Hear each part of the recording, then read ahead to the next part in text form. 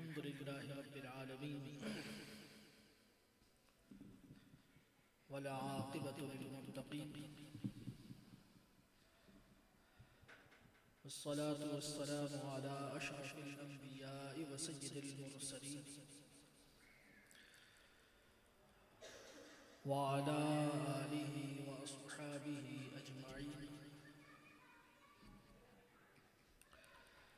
أما بعد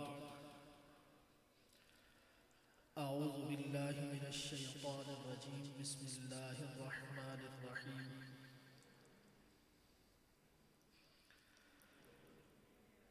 إلا تنصروه فقد نصره الله إذ أخرجه الذين كفروا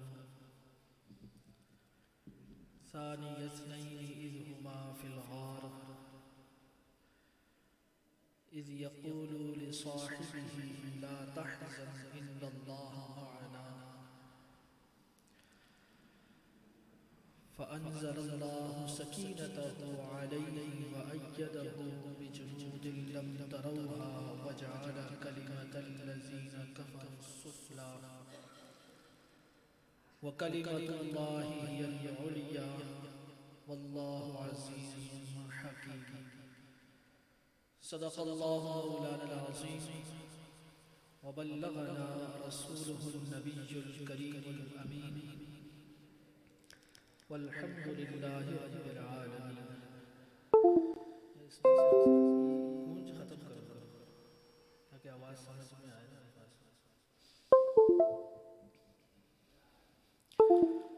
اللہ رب العزت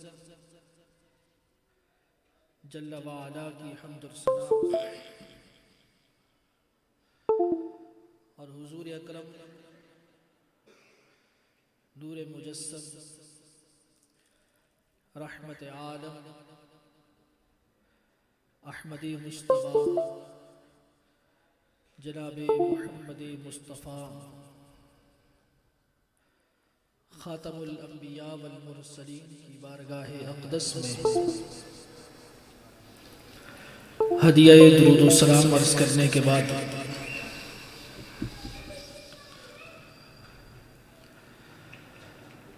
آج کی یہ محفل مبارکہ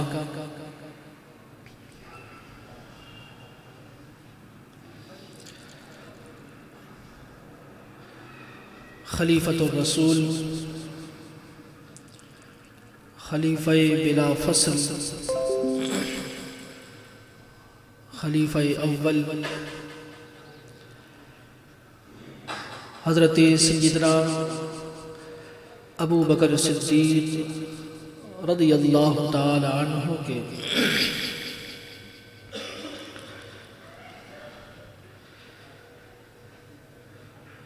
یوم کی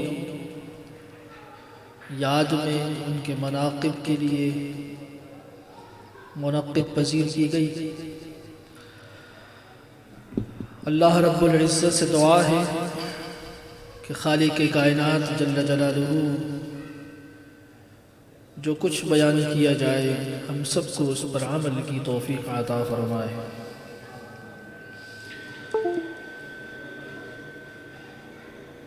قرآن مجید فرقان حمید کی سورہ بقرہ کی آیت نمبر 40 میں نے تلاوت کرنے کا شرف حاصل کیا ہے.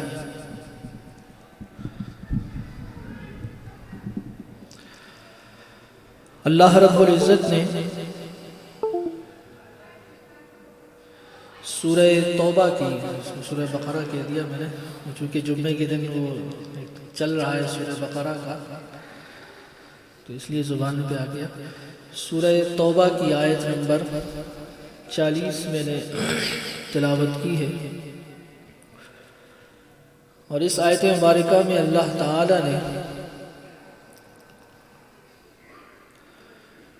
نبی کریم علیہ السلام کے سفر ہجرت یعنی حضور علیہ السلام کا مکہ مکرمہ سے مدینہ منورہ کی طرف ہجرت فرمانے کے واقعے کا ذکر فرمایا ہے۔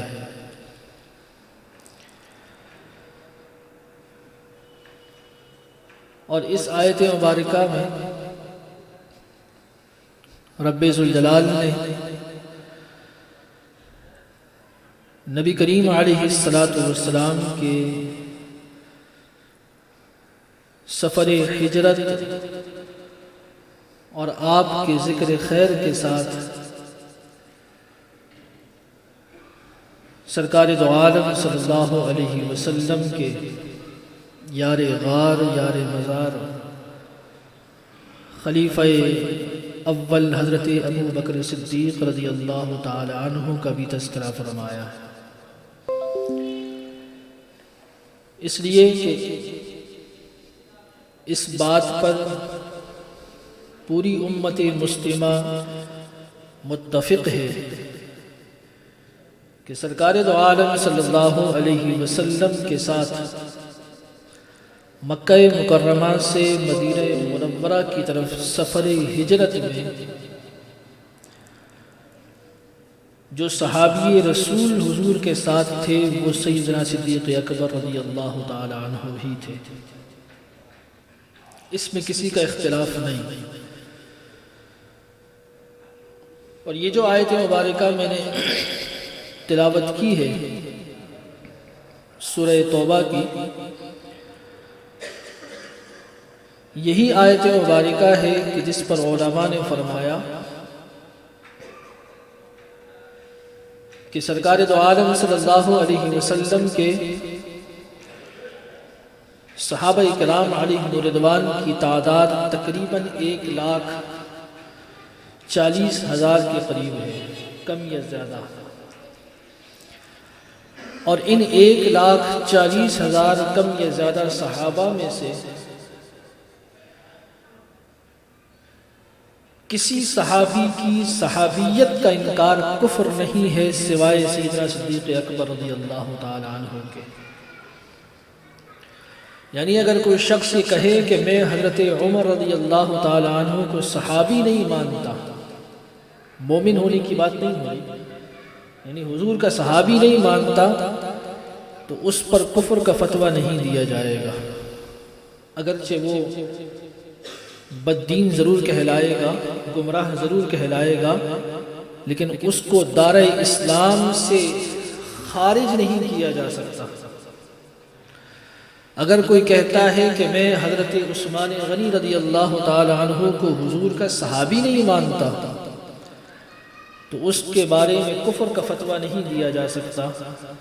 اس طرح جتنے صحابہ بڑی بڑی عظیم الشان ہستیاں، لیکن کسی صحابی کے بارے میں کوئی یہ کہے کہ میں ان کو صحابی نہیں مانتا، تو اس پر کفر کی بات نہیں کی جائے گی۔ لیکن حضرت سیدنا ابو بکر صدیق رضی اللہ تعالی عنہ اس پوری جماعت صحابہ میں وہ واحد ہستی ہے کہ جن کے بارے میں اگر کوئی شخص یہ کہے کہ میں ابو بکر صدیق رضی اللہ تعالی عنہ کو حضور کا صحابی نہیں مانتا، تو علماء کا اتفاق ہے کہ وہ دار اسلام سے خارج ہو جائے گا۔ اس لیے کہ صحابہ کرام علیہم رضوان کی جماعت میں سیدنا صدیق اکبر رضی اللہ تعالی عنہ وہ واحد صحابی ہیں کہ جن کو اللہ تعالی نے قرآن مجید میں حضور کا صحابی کہہ کر پکارا ہے، ورنہ کسی صحابی کے بارے میں اللہ رب العزت نے صحابی نہیں کہا۔ حالانکہ حضرت زید کا تذکرہ قرآن میں آیا ہے، لیکن ان کو بھی قرآن نے صحابی نہیں کہا، تو حضور علیہ السلام نے ان کو صحابی قرار دیا، قرآن میں نہیں کہا۔ تو قرآن مجید فرقان حمید میں اللہ تعالی نے اگر کسی ہستی کو سرکار دو عالم صلی اللہ علیہ وسلم کا صحابی کہہ کر پکارا ہے تو وہ حضرت سیدنا ابو بکر صدیق رضی اللہ تعالی عنہ۔ تو اس پر علماء فرماتے ہیں کہ اگر کوئی حضرت ابو بکر صدیق رضی اللہ تعالی عنہ کے صحابی ہونے کا منکر ہو، مومن ہونا تو دور کی بات ہے، اگر کوئی حضرت ابو بکر کی صحابیت کا بھی انکار کرتا ہے تو وہ قرآن مجید کی اس آیت مبارکہ کا منکر ٹھہرے گا اور دار اسلام سے خارج ہو جائے گا۔ آیت مبارکہ اللہ رب العزت نے فرمایا کہ اِلَّا تَنْصُرُوهُ فَقَدْ نَصَرَهُ اللَّهُ إِذْ أَخْرَجَهُ الَّذِينَ كَفَرُوا۔ یہ رب ذوالجلال حضور علیہ السلام کا ہجرت کے ارادے سے مکہ مکرمہ اپنے گھر سے روانہ ہونے کا تذکرہ فرما رہا ہے۔ اللہ تعالیٰ نے فرمایا کہ اگر تم میرے محبوب جناب محمد رسول اللہ صلی اللہ علیہ وسلم کی مدد نہ کرو تو بے شک اللہ نے ان کی مدد فرمائی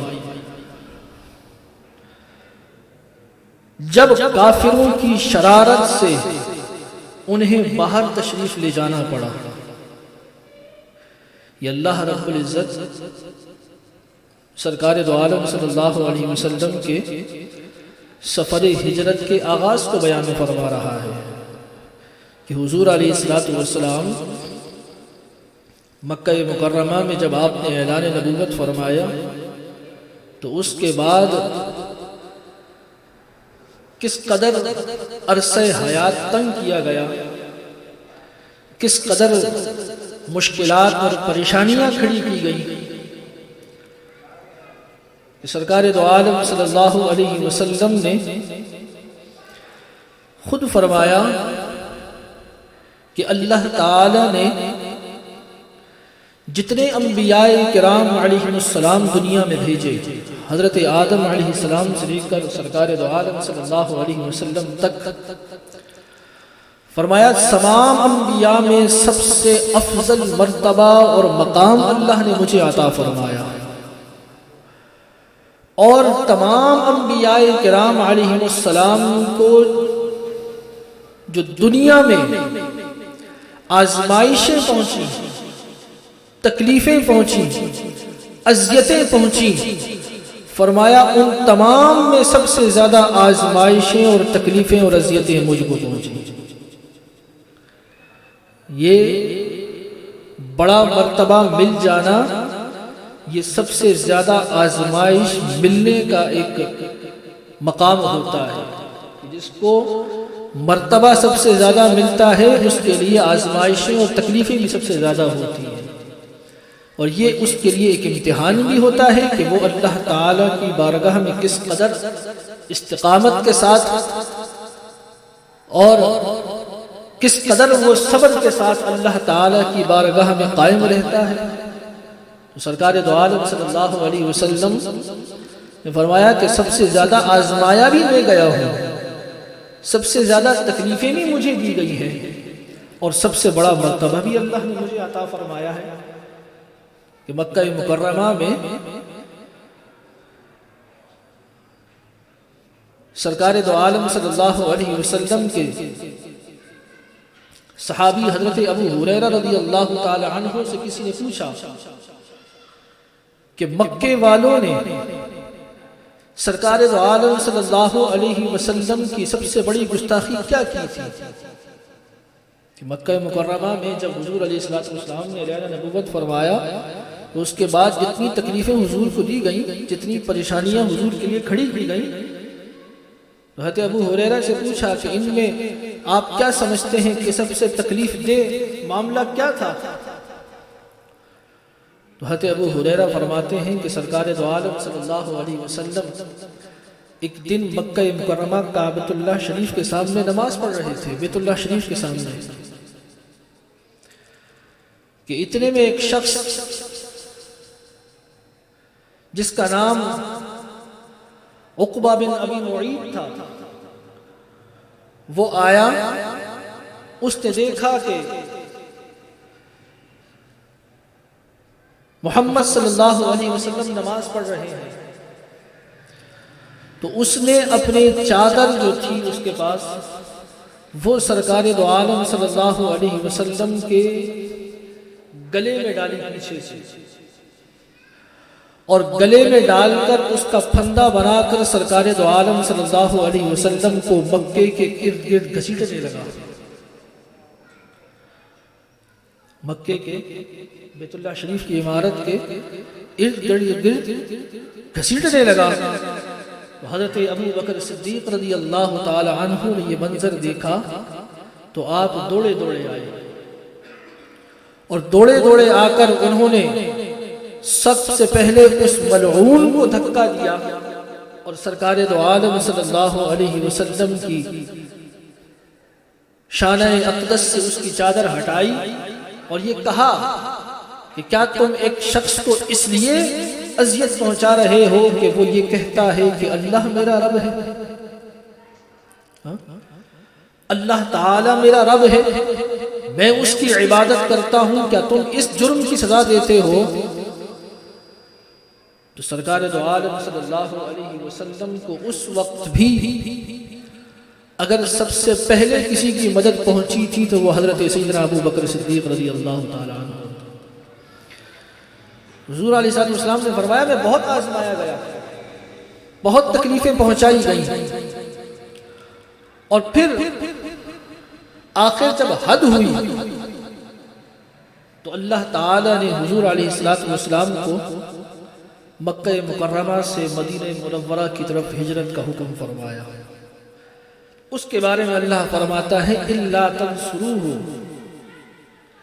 فرمایا اگر تم نے محبوب کی مدد نہ کی، مکے والوں سے اللہ نے فرمایا کہ تم نے اگر محبوب کی مدد نہ کی تو فقد نصرہ اللہ، تو بے شک اللہ نے ان کی مدد فرمائی، اللہ نے ان کے لیے آسانی پیدا فرمائی کہ وہ مدینے والوں نے سرکار دو عالم صلی اللہ علیہ وسلم اور آپ کے اصحاب کو اپنی طرف آنے کی دعوت فرمائی، اور حضور نے اس کو قبول فرمایا۔ فرمایا کہ جب کافروں کی شرارت سے انہیں باہر تشریف لے جانا پڑا تو فرمایا ثانی اثنین اذ ہما فی الغار، جب وہ گھر سے نکلے تو وہ دو تھے، صرف دو جان تھی، ایک سرکار دو عالم صلی اللہ علیہ وسلم اور دوسرے حضرت سیدنا صدیق اکبر رضی اللہ تعالی عنہ۔ سرکار دو عالم صلی اللہ علیہ وسلم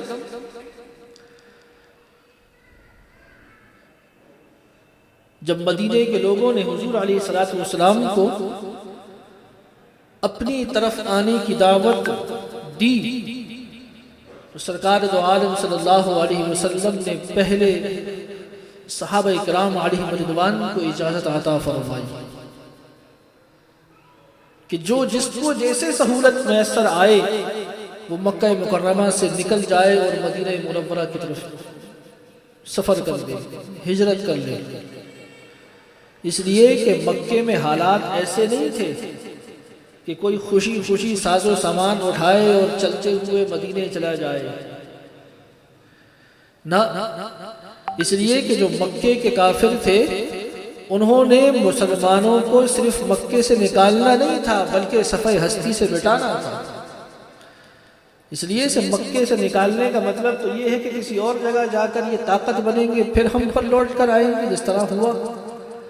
تو انہوں نے مسلمانوں کو بے دخل نہیں کرنا تھا، صفحہ ہستی سے مٹانا تھا، تو وہ مسلمانوں کو ہجرت کرنے کی بھی اجازت نہیں دے رہے تھے۔ جو مکے کے کافر تھے، مشرکین تھے، سرکار دو عالم صلی اللہ علیہ وسلم نے حکم فرمایا صحابہ کرام علیہ رضوان کو کہ جس کو جیسے سہولت میسر ہو وہ وقت پاتے ہی مدینہ منورہ کی طرف روانہ ہو جائے۔ صحابہ کرام علیہ رضوان جانے لگے مدینے، حضرت سیدنا ابو بکر صدیق رضی اللہ تعالی عنہ بھی حاضر خدمت ہوئے اور عرض کی یا رسول اللہ صلی اللہ علیہ وسلم اگر آپ حکم فرمائیں تو میں بھی مدینے چلا جاؤں؟ تو سرکار دو عالم صلی اللہ علیہ وسلم نے فرمایا نہیں، اس لیے کہ اللہ تعالی ہو سکتا ہے کہ تمہیں میرا رفیق سفر بنائے، اس لیے کہ سرکار دو عالم صلی اللہ علیہ وسلم نے جب مدینے والوں نے آنے کی دعوت دی تو حضور نے صحابہ کو جانے کا حکم دیا تھا، خود نہیں گئے۔ خود ہجرت نہیں فرمائی بلکہ خود اللہ تعالیٰ کے حکم کا انتظار فرمایا، اللہ تعالیٰ کے حکم کے منتظر رہے کہ جب اللہ تعالیٰ کا حکم ہوگا تو میں یہاں مکے سے روانہ ہوں گا، ورنہ میں مکے سے روانہ نہیں ہوں گا۔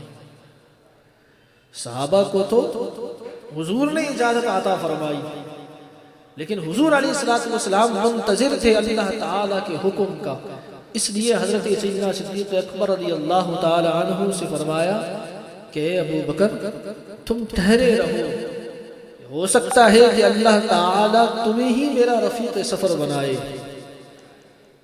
جب سرکار دو عالم صلی اللہ علیہ وسلم کو اللہ تعالیٰ نے حکم فرمایا، اجازت عطا فرمائی مکہ مکرمہ سے روانہ ہونے کی، تو حضور علیہ السلام حضرت ابو بکر صدیق رضی اللہ تعالی عنہ کے پاس گئے اور آپ نے حضرت سیدنا ابو بکر صدیق رضی اللہ تعالی عنہ سے یہ فرمایا کہ اللہ تعالی نے مجھے حکم فرمایا ہے کہ میں مدینہ منورہ چلا جاؤں اور آج رات ہی یہاں سے روانہ ہونا ہے۔ تو سرکار دو عالم صلی اللہ علیہ وسلم جب رات کے وقت اپنے گھر سے روانہ ہوئے تو اس وقت سیدنا صدیق اکبر رضی اللہ تعالی عنہ حضور کے ساتھ تھے، اور حضور علیہ السلام اور حضور حضرت ابو بکر صدیق رضی اللہ تعالی عنہ رات بھر سفر کرتے رہے، اور صبح کے وقت اس پہاڑی کے قریب پہنچے جس پہاڑی پر غار ثور موجود ہے۔ اس پر علماء فرماتے ہیں کہ اگر آج بھی کوئی مدینہ منورہ نے مسجد نبوی شریف سے مکہ مکرمہ حرم شریف سے اگر غار ثور کے لیے چلے تو پیدل بھی میرے خیال سے آدھے پون گھنٹے میں یا 1 گھنٹے میں پہنچ جائے گا۔ تو سرکار دو عالم صلی اللہ علیہ وسلم ساری رات سفر کیوں کرتے رہے؟ تو اس پہ علماء فرماتے ہیں کہ چونکہ وہ کوئی عام سفر نہیں تھا، ایسا نہیں تھا کہ وہاں صرف غار ثور ہی پہنچنا تھا، ایک ہوتا ہے عمومی راستہ اور ایک ہوتا ہے انسان کسی کو وہ راستہ اختیار کرے جس پر لوگ نہ جاتے ہوں۔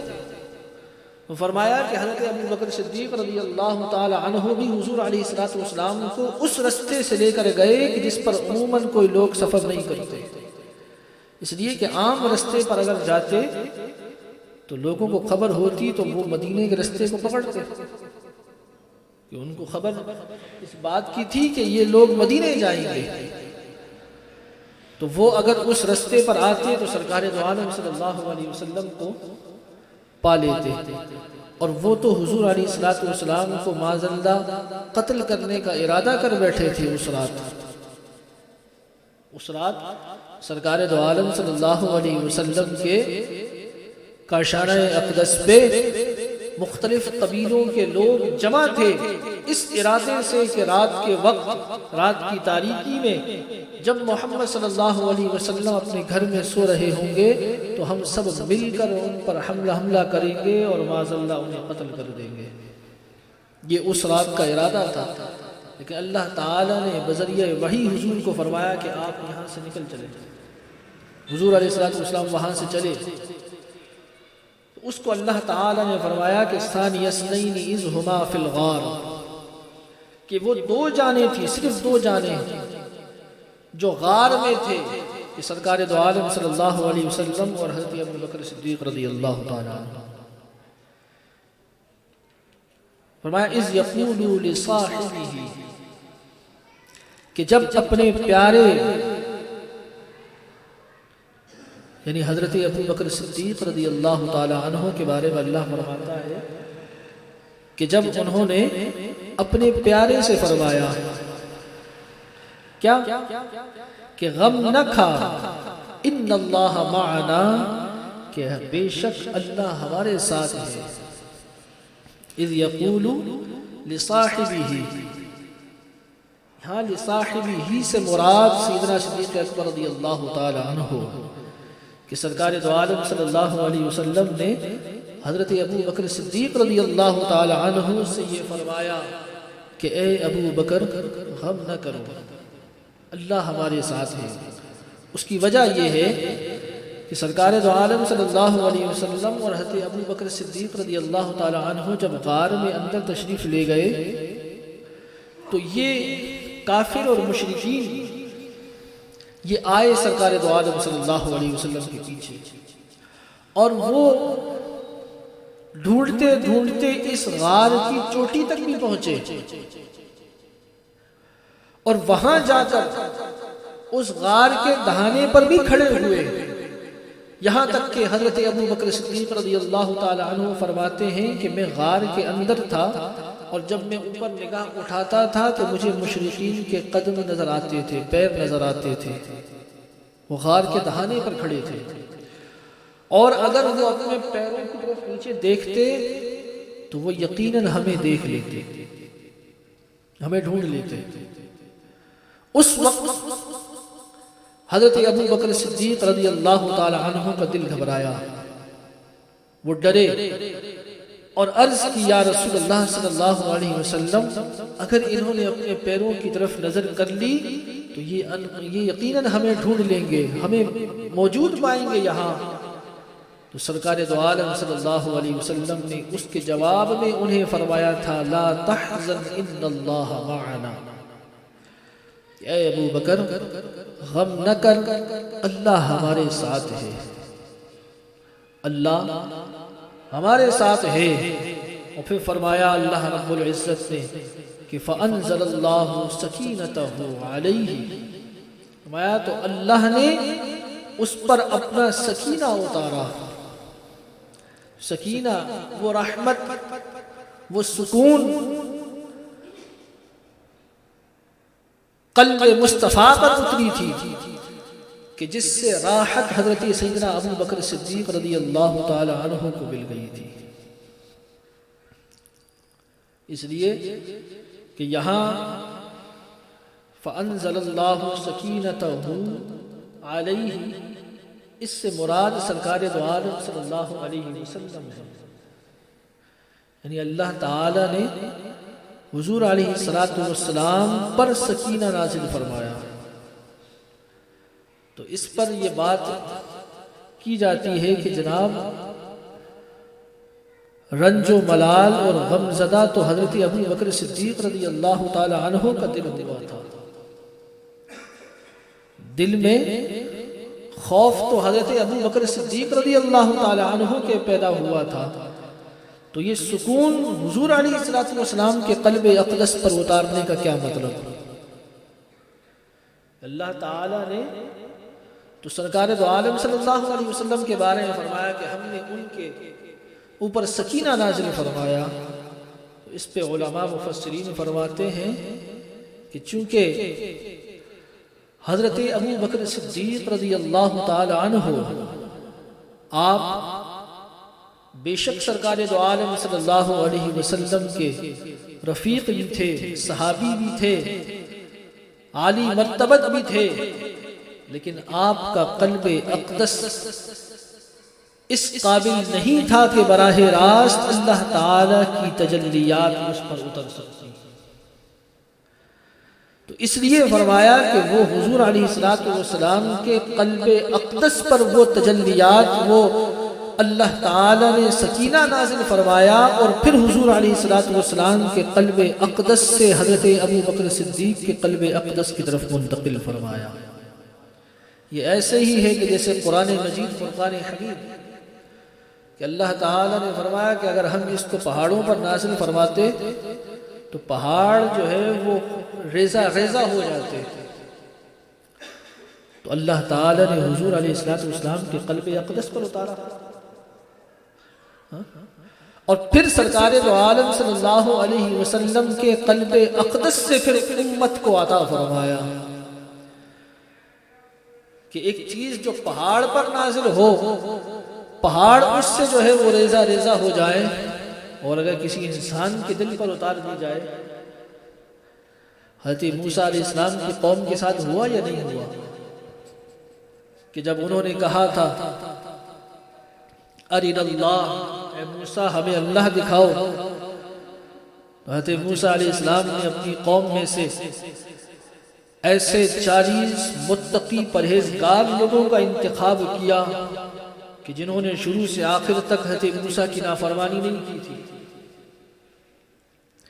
موسیٰ علیہ السلام کی نافرمانی نہیں کی، اس دور کے بڑے متقی پرہیزگار لوگ تھے۔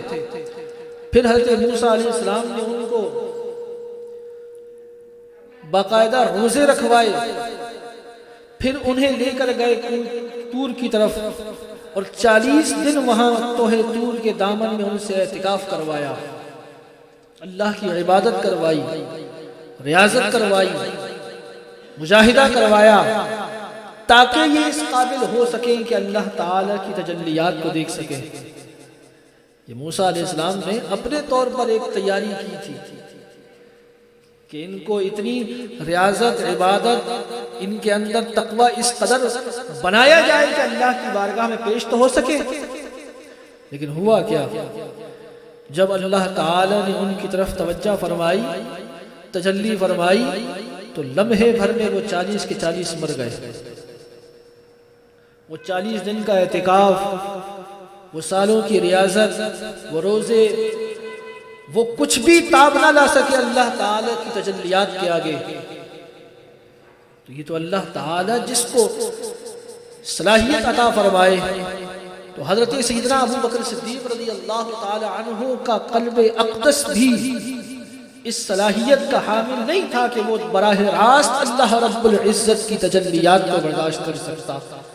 اس لیے سرکار دو عالم صلی اللہ علیہ وسلم کے قلب اقدس پر وہ تجلیات اور سکینہ نازل ہوا، اور وہاں سے پھر سرکار دو عالم صلی اللہ علیہ وسلم کے قلب اقدس سے حضرت ابو بکر صدیق رضی اللہ تعالی عنہ کی طرف منتقل ہوا۔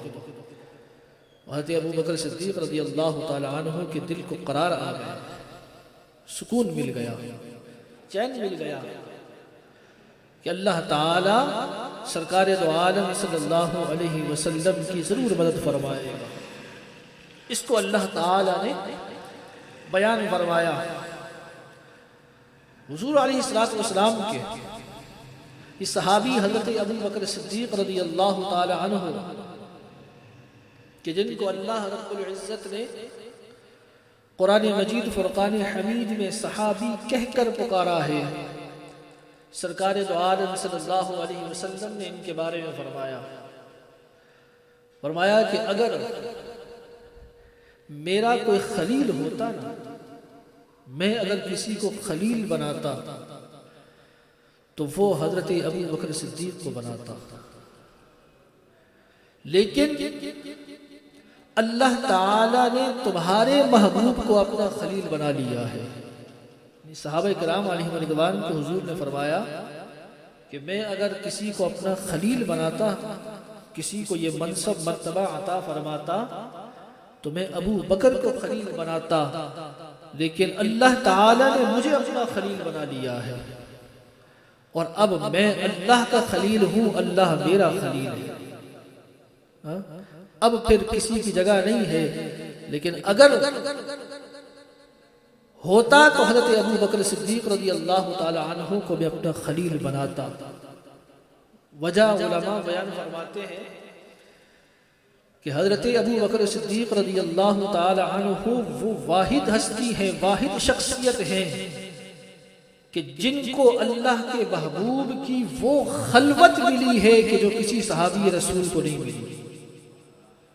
حالانکہ اور بہت سارے صحابی جلیل القدر صحابی، حضرت عمر، حضرت عثمان، حضرت علی رضی اللہ تعالی عنہ کہ جو حضور کے داماد بھی، حضور کے نسبی رشتہ دار بھی، حضور کے قریبی بھی، صحابہ میں سب سے زیادہ فضائل بھی ان کے بیان ہوئے، لیکن انہیں بھی وہ مقام نہیں ملا جو حضرت ابو بکر صدیق رضی اللہ تعالی عنہ کو ملا، اس لحاظ سے کہ جتنی اور جیسی خلوت سرکار دو عالم صلی اللہ علیہ وسلم کے ساتھ ابو بکر کو نصیب ہوئی، کسی صحابی رسول کو نہیں ملی۔ یعنی حضرت ابو بکر صدیق رضی اللہ تعالی عنہ اور سرکار دو عالم صلی اللہ علیہ وسلم 3 دن غار ثور میں رہے، 3 دن۔ اور یہ وہ مقام ہے کہ چھوٹا سا غار ہے، اس غار میں ہے ایک سرکار دو عالم صلی اللہ علیہ وسلم ہے اور ایک ابو بکر ہے، اور اس 3 دن میں حضرت سیدنا ابو بکر صدیق رضی اللہ تعالی عنہ کا صرف ایک ہی کام تھا، اور وہ سرکار دو عالم کے چہرے اقدس کو تکنا تھا۔ اس لیے سرکار دو عالم صلی اللہ علیہ وسلم کے صحابی حضرت ابو بکر صدیق فرماتے ہیں کہ میری 3 خواہشات ہیں۔ ایک خواہش یہ ہے کہ میں ہمیشہ اپنا مال سرکار دو عالم صلی اللہ علیہ وسلم پہ خرچ کرتا رہوں، اور انہوں نے خرچ کیا۔ دوسرا فرمایا کہ میں چاہتا ہوں کہ میں ہمیشہ حضور علیہ السلام کے چہرے کو تکتا رہوں، اور میں چاہتا ہوں کہ میں ہمیشہ سرکار دو عالم صلی اللہ علیہ وسلم کے قریب رہوں۔ تو فرمایا کہ غار ثور کے اندر حضرت سیدنا صدیق اکبر رضی اللہ تعالی عنہ 3 دن تک حضور کی خدمت میں رہے، اور حضور کے چہرے اقدس کو تکتے رہے، اور سرکار دو عالم صلی اللہ علیہ وسلم کے ساتھ اس وقت سیدنا صدیق اکبر رضی اللہ تعالی عنہ اور حضور کے درمیان اور کوئی تیسری کوئی شے نہ تھی۔ اس کا اثر یہ ہوا کہ جب حضور علیہ السلام ہجرت کا سفر طے فرما کر مدینہ منورہ گئے نا، مدینہ منورہ جب داخل ہوئے شہر میں، تو حضرت ابو بکر صدیق رضی اللہ تعالی عنہ بھی ساتھ، سرکار دو عالم صلی اللہ علیہ وسلم بھی ساتھ۔ اب مدینے والے وہ لپک کر حضرت ابو بکر صدیق رضی اللہ تعالی عنہ کی طرف جا رہے تھے، حالانکہ استقبال کس کا ہو رہا تھا؟ سرکار دو عالم صلی اللہ علیہ وسلم کا، اور لوگ کس کی طرف لپک رہے تھے؟ سیدنا صدیق اکبر رضی اللہ تعالی عنہ کی طرف۔ تو حضرت ابو بکر بھانپ گئے کہ لوگوں کو غلط فہمی ہو گئی، تو حضرت ابو بکر صدیق رضی اللہ تعالی عنہ نے فوراً اپنی چادر سرکار دو عالم صلی اللہ علیہ وسلم کے سر اقدس پر تان دی، یعنی حضور پر سایہ کرنے لگے، حالانکہ اس کی حاجت نہیں تھی۔ یہ تو حدیث میں موجود ہے کہ سرکار دو عالم صلی اللہ علیہ وسلم کے سر اقدس پر ہمیشہ بادل سایہ کیا کرتا تھا، سورج کی دھوپ حضور علیہ السلام کے چہرے اقدس پر نہیں پڑتی تھی، بادل سایہ کرتا تھا۔ تو حضرت ابو بکر صدیق رضی اللہ تعالی عنہ نے چادر تانی، اس کی وجہ یہ تھی کہ حضرت ابو بکر صدیق رضی اللہ تعالی عنہ لوگوں کو بتانا چاہتے تھے کہ غلام کون ہے، آقا کون ہے۔ لوگ حضرت ابو بکر صدیق رضی اللہ تعالی عنہ کی طرف متوجہ ہو رہے تھے۔ حضرت ابو بکر صدیق رضی اللہ تعالی عنہ نے چادر تان کر لوگوں کو سرکار کی طرف متوجہ کیا۔ اب لوگوں کو دھوکہ کیوں ہوا؟ غلط فہمی کیوں ہوئی؟ لوگوں کو مغالطہ کیوں ہوا؟ تو علماء فرماتے ہیں کہ وہاں غلط فہمی اس لیے ہوئی کہ یہ جو 3 دن سرکار دو عالم صلی اللہ علیہ وسلم کے ساتھ حضرت ابو بکر صدیق رضی اللہ تعالی عنہ غار ثور میں رہے، اور یہ 3 دن جو خاص توجہ حضور کی حضرت ابو بکر پر رہی، اور جو خاص نظر جو حضرت ابو بکر نے حضور سے لی، اس کا اثر یہ پڑا تھا کہ سرکار دو عالم صلی اللہ علیہ وسلم کی شبیہ حضرت ابو بکر میں نظر آ رہی تھی۔ اس کی مثال علماء دیتے ہیں کہ جیسے کوئی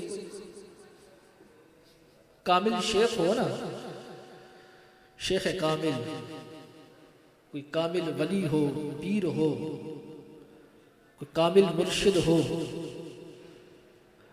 وہ اگر کسی کو مرید کر لیتا ہے یا کوئی ان کا مرید ہو جاتا ہے، اور وہ بہت زیادہ اپنے شیخ کی قربت پاتا ہے، قریب رہتا ہے، تو یہ ایک قدرتی عمل ہے کہ ایک مدت کے بعد شیخ کی شبیہ اس مرید کے اندر نظر آنا شروع ہو جاتی ہے، یعنی اس کی شکل و صورت کے اندر کچھ نہ کچھ مماثلت پیدا ہو جاتی ہے کہ اس مرید کو دیکھ کر برملا انسان سمجھ جاتا ہے یہ فلاں پیر کا مرید ہے۔ ایسا ہے یہ نہیں، عام مریدوں کی بات نہیں کر رہا، ان مریدوں کی بات کر رہا ہوں کہ جو اپنے شیخ سے بہت زیادہ قرب رکھتے ہیں، قریب رہتے ہیں، ان کی خدمت میں بہت زیادہ رہتے ہیں، تو اللہ تعالیٰ ان کے اندر ان کی مشابہت پیدا کر دیتا ہے۔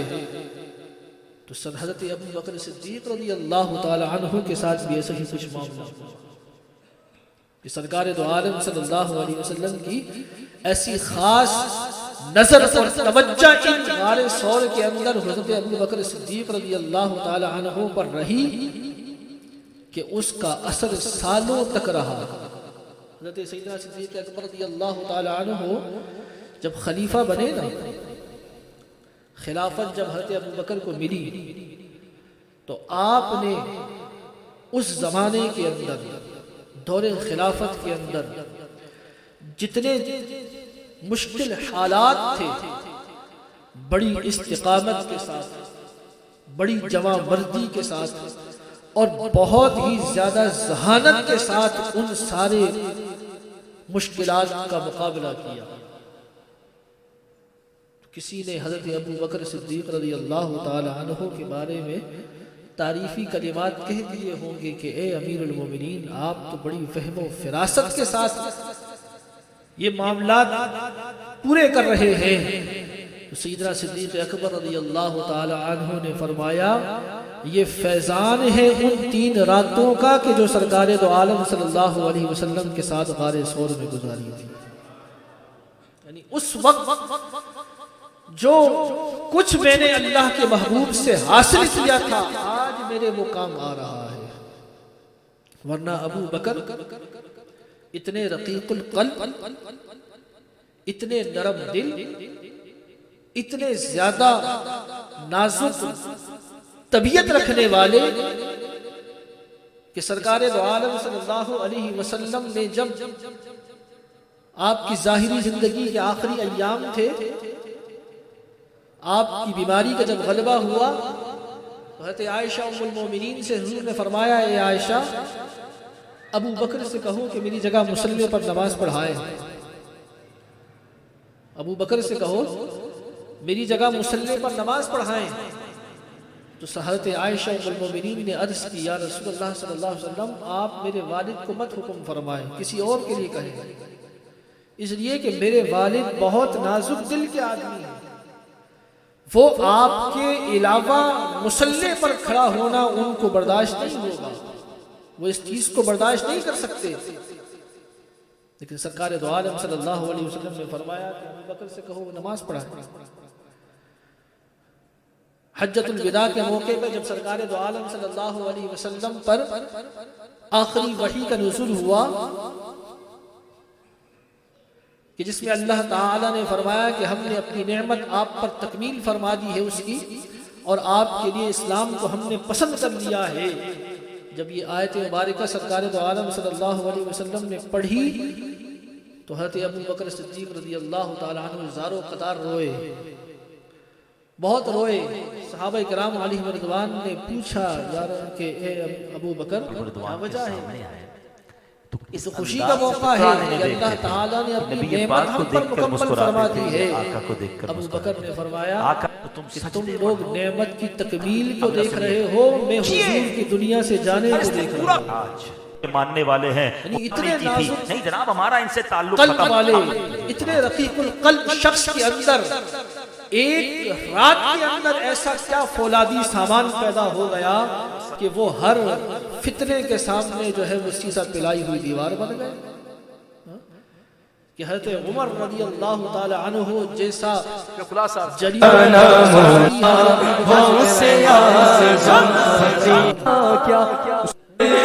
اتنی سختی نہ کریں، اتنے سخت فیصلے نہ کریں، لوگوں کے ساتھ اتنی سختی نہ کریں۔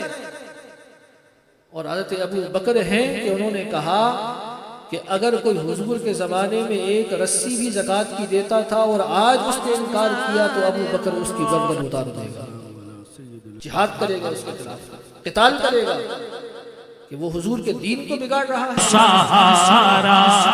کہ حضرت فاروق اعظم اس وقت ابو بکر کو نرمی کی تلقین فرما رہے تھے، اور اپنے دور خلافت میں ان کی وجاہت اور ان کی جو ہے وہ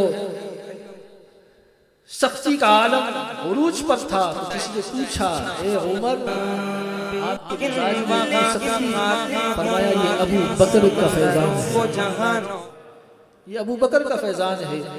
ان سے 2-2.5 سال میں جو کچھ سیکھا ہے عمر نے 12 سال اس کو نافذ کیا ہے۔ تو اتنے رقیق القلب شخص کے اندر اتنی ہمت اور اتنی طاقت آ جانا، تو سرکار حضرت ابو بکر نے فرمایا یہ حضور کے ان 3 دنوں کے فیضان کا نتیجہ ہے کہ سرکار دو عالم صلی اللہ علیہ وسلم سے جو کچھ میں نے حاصل کیا، آج اللہ تعالی نے میرے اندر اس کو معجزن فرما دیا ہے۔ سرکار دو عالم صلی اللہ علیہ وسلم کے یہ صحابی حضرت سیدنا صدیق اکبر رضی اللہ تعالی عنہ، آپ کی زندگی کے پہلو کو انسان پڑھے تو انسان کو پتہ چلتا ہے کہ یار کیسی شخصیت تھے۔ کہ بعض ہوتا ہے نا، انسان کہتا ہے کہ یار فلاں آدمی کو صرف اشارہ کافی ہوتا ہے، ابو بکر اس سے بھی آگے تھے۔ ایک تو یہ ہے کہ اشارہ چاہیے کسی کام کے لیے، حضرت ابو بکر تو حضور کے چہرے کے رنگ دیکھ کر فیصلہ کر لیتے تھے کہ محبوب کیا چاہتے ہیں۔ اتنا قرب، اتنی محبت۔ اور پھر اعلیٰ حضرت نے یہاں اس شعر میں، اس آیت میں ترجمہ بھی کیا کیا ہے کہ جب سرکار دو عالم صلی اللہ علیہ وسلم کے بارے میں جب حضرت ابو بکر کو خوف ہوا نا، تو قرآن کہہ رہا ہے اذ یقول لصاحبہ، تو عام مترجم ہیں انہوں نے کہا کہ جب کہا انہوں نے اپنے صاحب سے، لیکن اعلیٰ حضرت نے فرمایا اذ یقول لصاحبہ، کہ جب کہا انہوں نے اپنے پیارے سے۔ صاحب تو عمر بھی تھے، صاحب تو عثمان بھی ہے، صاحب تو علی المرتضیٰ بھی ہیں، صاحب تو ابو ہریرہ بھی ہیں، صاحب تو دیگر صحابہ بھی ہیں، لیکن جتنے پیارے صحابہ ابو بکر ہیں ایسا کوئی صحابی حضور کا نہیں ملتا۔ اس لیے اعلیٰ حضرت نے فرمایا کہ جب اپنے پیارے سے انہوں نے فرمایا لا تحزن ان اللہ معنا، غم نہ کر اللہ ہمارے ساتھ ہے۔ اور یہ سرکار دو عالم صلی اللہ علیہ وسلم نے ایک مرتبہ نہیں کہا حضرت ابو بکر سے، اس سفر ہجرت میں کئی مقامات پر اللہ کے محبوب نے حضرت ابو بکر سے کہا اے ابو بکر غم نہ کرو اللہ ہمارے ساتھ ہے۔ جب حضرت ابو بکر صدیق رضی اللہ تعالی عنہ سرکار دو عالم صلی اللہ علیہ وسلم کے ساتھ چلے نا غار ثور سے نکل کر مدینہ منورہ کی طرف، تو مشرکین انہوں نے اعلان کیا مکہ مکرمہ میں، اعلان کیا کہ جو بھی شخص محمد صلی اللہ علیہ وسلم کو پکڑ کر لائے گا ہمارے پاس، چاہے زندہ حالت میں یا قتل کرنے کے بعد معاذ اللہ، تو ہم اسے سرخ اونٹوں کا تحفہ دیں گے، سرخ اونٹ اس کو انعام میں دیے جائیں گے۔ بہت سے لوگوں نے کوشش کی، ناکام رہے۔ ایک شخص تھا جس کا نام سراقہ بن مالک تھا، یہ شخص نکلا تھا بڑا غریب، مفلسی کا عالم تھا، اپنی سواری پکڑی نکلا قسمت آزمانے کے لیے، شاید محمد صلی اللہ علیہ وسلم مل جائیں تو میرے تو بارے نہیں آ رہے کہ سرخ اونٹوں کا تحفہ مل جائے گا۔ اور چلتے چلتے اس نے حضور علیہ السلام کو پا لیا، حضرت ابو بکر اور حضور علیہ السلام کو اس نے ڈھونڈ لیا۔ حضرت ابو بکر صدیق رضی اللہ تعالی عنہ نے دور سے دیکھا کہ کوئی آ رہا ہے، جب تھوڑے قریب ہوئے تو حضرت ابو بکر پہچان گئے کہ یہ تو سراقہ بن مالک ہے۔ انہوں نے عرض کیا یا رسول اللہ صلی اللہ علیہ وسلم یہ ہم تک پہنچ گئے اور یہ سراقہ آ رہا ہے اور ضرور یہ ان کو خبر کرے گا۔ سرکار دو عالم صلی اللہ علیہ وسلم نے فرمایا اے ابو بکر غم نہ کرو، اللہ ہمارے ساتھ ہے۔ سراقہ اور قریب آیا۔ مفسرین لکھتے ہیں کہ جب ایک دو نیزے کا فاصلہ رہ گیا تو حضرت ابو بکر رونے لگے کہ اب تو مشکل وقت آ گیا، اب تو یہ بدبخت آ جائیں گے اور سرکار دو عالم صلی اللہ علیہ وسلم کو یقیناً کوئی تکلیف پہنچائیں گے۔ وہ رونے لگے تو سرکار دو عالم صلی اللہ علیہ وسلم نے پھر فرمایا اے ابو بکر غم نہ کرو، اللہ ہمارے ساتھ ہے۔ حضور نے سراقہ کی طرف دیکھا تو روایات میں آتا ہے کہ وہ سواری کے سمیت قبر تک زمین میں دھس گیا، سواری سمیت کمر تک زمین میں دھس گیا۔ اب جب بے بس ہوا تو وہ سمجھ گیا کہ یہ محمد صلی اللہ علیہ وسلم کی وجہ سے ہے، ورنہ اتنا سفر کیا، یہ پتھریلی زمین ہے، سخت زمین ہے، صحرا نہیں ہے، ریت نہیں ہے، اور اس میں دھس گیا۔ وہ جب دھسا تو کہنے لگا اے محمد صلی اللہ علیہ وسلم میں جانتا ہوں یہ تمہاری وجہ سے میں دھس گیا ہوں، لہٰذا تم مجھے نکالو، میں واپس لوٹ جاؤں گا اور کسی کو تمہاری خبر بھی نہ دوں گا۔ سرکار دو عالم صلی اللہ علیہ وسلم نے اس کی دعا فرمائی، اللہ تعالی نے اس کی سواری نکال دی۔ جب وہ سواری نکلی تو حضور علیہ السلام سفر کرنے لگے، یہ پھر پیچھے آنے لگا۔ جب پھر پیچھے آیا اس کے دل میں یہ خیال آیا کہ ہو سکتا ہے پہلے ویسے ہی زمین میں دھس گئی ہو سواری، پھر دوبارہ قسمت آزماتے ہیں۔ جب پھر قریب پہنچا تو پھر زمین میں دھس گیا، پھر زمین نے اس کو پکڑ لیا۔ اب پھر کرنے لگا کہ اے محمد صلی اللہ علیہ وسلم مجھے معاف فرمائیے، میں واپس لوٹ جاؤں گا۔ سرکار دو عالم صلی اللہ علیہ وسلم نے فرمایا کیوں ہمارا پیچھا کرتا ہے؟ تو کہنے لگا کہ اے محمد صلی اللہ علیہ وسلم آپ جانتے ہیں میں بڑا غریب آدمی ہوں، میں بڑا غریب آدمی ہوں، اور میں یہ چاہتا ہوں کہ آپ کو میں لے چلوں مکے تو مجھے سرخ اونٹ مل جائیں گے تو میری زندگی سنور جائے گی۔ تو سرکار دو عالم صلی اللہ علیہ وسلم نے فرمایا اے سراقہ تو کہتا ہے تو غریب آدمی ہے، حالانکہ میں تو تیرے ہاتھ میں کسرائے ایران کے سونے کے کنگن دیکھ رہا ہوں۔ کسرا ایران کا بادشاہ تھا۔ فرمایا اے سراقہ میں تیرے ہاتھوں میں شاہ ایران کے جو سونے کے کنگن ہیں وہ تیرے ہاتھوں میں دیکھ رہا ہوں۔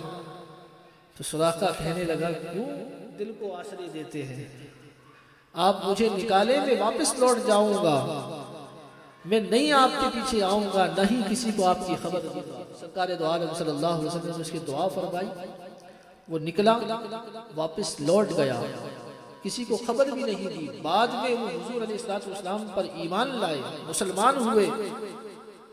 تو مفتی احمد یار خان رحیمی صاحب نے یہاں بڑا ایک محبت والا جملہ لکھا، فرمایا کہ سراقہ آیا تھا حضور کو تلاش کرنے کے لیے، سراقہ نکلا تھا حضور علیہ السلام کو تلاش کرنے کے لیے۔ بڑے بڑے جو رستوں کے ماہرین تھے وہ حضور کو نہیں ڈھونڈ سکے تو سراقہ نے کیسے ڈھونڈ لیا؟ اس کے اندر کون سے ایسے سرخاب کے پر لگے ہوئے تھے کہ وہ حضور کو ڈھونڈ لے؟ فرمایا یہ تو سراقہ کی خوش قسمتی تھی کہ جس کو حضور نے ڈھونڈ لیا تھا۔ اصل تو وہ خوشخبری تھی، اصل تو وہ بات جو سرکار دو عالم صلی اللہ علیہ وسلم نے سراقہ سے کہی تھی، وہ اس کے لیے خوشخبری دینا مقصود تھا کہ جو اللہ کے محبوب نے اس کو کہا اے سراقہ تیرے ہاتھ میں شاہ ایران کے کنگن دیکھ رہا ہوں، سونے کے کڑے دیکھ رہا ہوں۔ یہ سراقہ بعد میں مسلمان ہوئے، ایمان لائے۔ سرکار دو عالم صلی اللہ علیہ وسلم دنیا سے تشریف لے گئے، سراقہ بہت بیمار ہو گیا، صحابی رسول، لوگوں نے کہا کہ سراقہ کے نزا کا وقت آ گیا ہے، قریب الموت ہیں۔ سراقہ کہنے لگے نہیں، سراقہ کو ابھی موت نہیں آ سکتی۔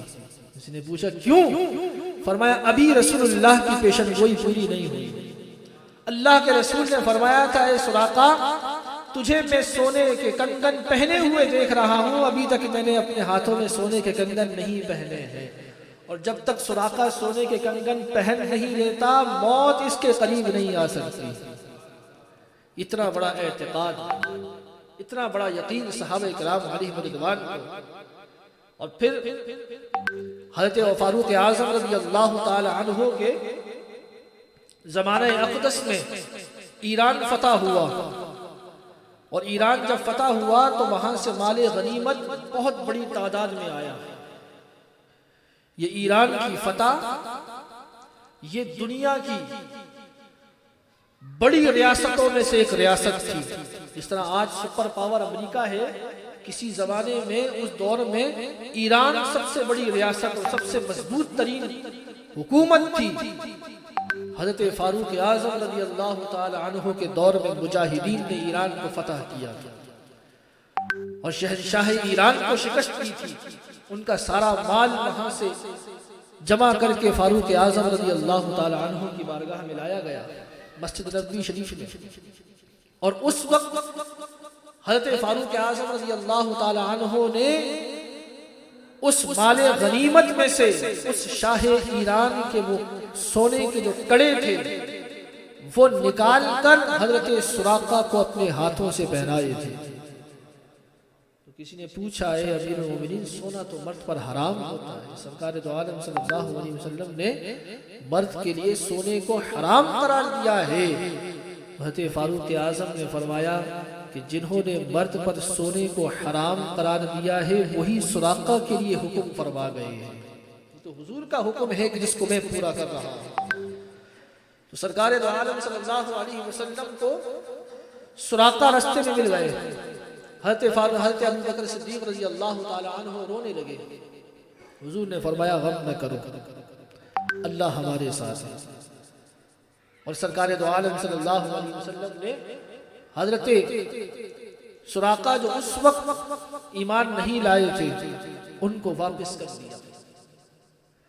تو حضرت ابو بکر صدیق رضی اللہ تعالی عنہ سرکار دو عالم صلی اللہ علیہ وسلم کے معاملے میں اس قدر حساس طبیعت رکھتے تھے۔ اور یہ جو بات ہے نا کہ حضرت ابو بکر صدیق رضی اللہ تعالی عنہ رونے لگے، یہ کوئی خدا نہ خواستہ ان کی بزدلی کی علامت نہیں تھا۔ وہ کہتے ہیں نا کہ روتا تو بزدل آدمی ہے، یہ ان کی بزدلی کی علامت نہیں تھی۔ اس لیے کہ حضرت علی المرتضی رضی اللہ تعالی عنہ سے کس نے پوچھا کہ آپ میں سب سے بہادر شخص کون ہے؟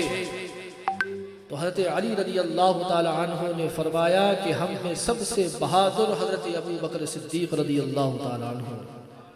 پوچھا گیا وہ کیسے؟ تو انہوں نے فرمایا کہ جب بدر کے لیے سرکار دو عالم صلی اللہ علیہ وسلم صحابہ کے ساتھ پہنچے بدر کے میدان میں، تو رات آپ نے بدر کے مارکے سے ایک رات قبل حضور وہاں قیام پذیر ہوئے۔ آپ کے لیے وہاں سائبان تیار کیا گیا، اس طرف کافروں کی فوج کھڑی تھی، ادھر مسلمانوں نے اپنے ڈیرے ڈالے تھے۔ سرکار دو عالم صلی اللہ علیہ وسلم کے لیے سائبان تیار کیا گیا جہاں حضور علیہ السلام نے قیام فرمانا تھا۔ اب وہاں یہ کہا گیا کہ آج جنگ کی رات ہے، کل صبح یہاں مارکہ ہونا ہے، حضور علیہ السلام کی ذات اقدس سب سے اہم ترین ہے، تو آج کی رات حضور کے سائبان پر پہرا کون دے گا؟ حضور کے اس سائبان پر رات بھر پہرا کون دے گا؟ حضرت علی فرماتے ہیں ابھی یہ اعلان ہو رہا تھا صحابہ میں اور حضرت ابو بکر اس سائبان کے دروازے پر کھڑے تھے۔ فرمایا اس رات حضرت ابو بکر صدیق رضی اللہ تعالی عنہ نے حضور کے سائبان پر پہرا دیا تھا، تو ایسی بہادری ہم صحابہ میں کسی کے پاس نہیں تھی۔ حالانکہ ہر صحابی جانثار تھا، ہر صحابی حضور پر جان لٹانے والا تھا، لیکن ان میں بھی کوئی خاص مرتبے ہوتے ہیں جس کو حضرت علی المرتضی رضی اللہ تعالی عنہ نے بیان فرمایا کہ وہ خاص مقام ہوتے ہیں۔ اور احد کا جب معاملہ ہوا تو اکثر کتابوں میں یہ روایات واقعات لکھے ہوئے ہیں کہ جنگ احد کے اندر سرکار دو عالم صلی اللہ علیہ وسلم نے کچھ صحابہ جو تیر انداز تھے ان کو ایک ٹیلے پر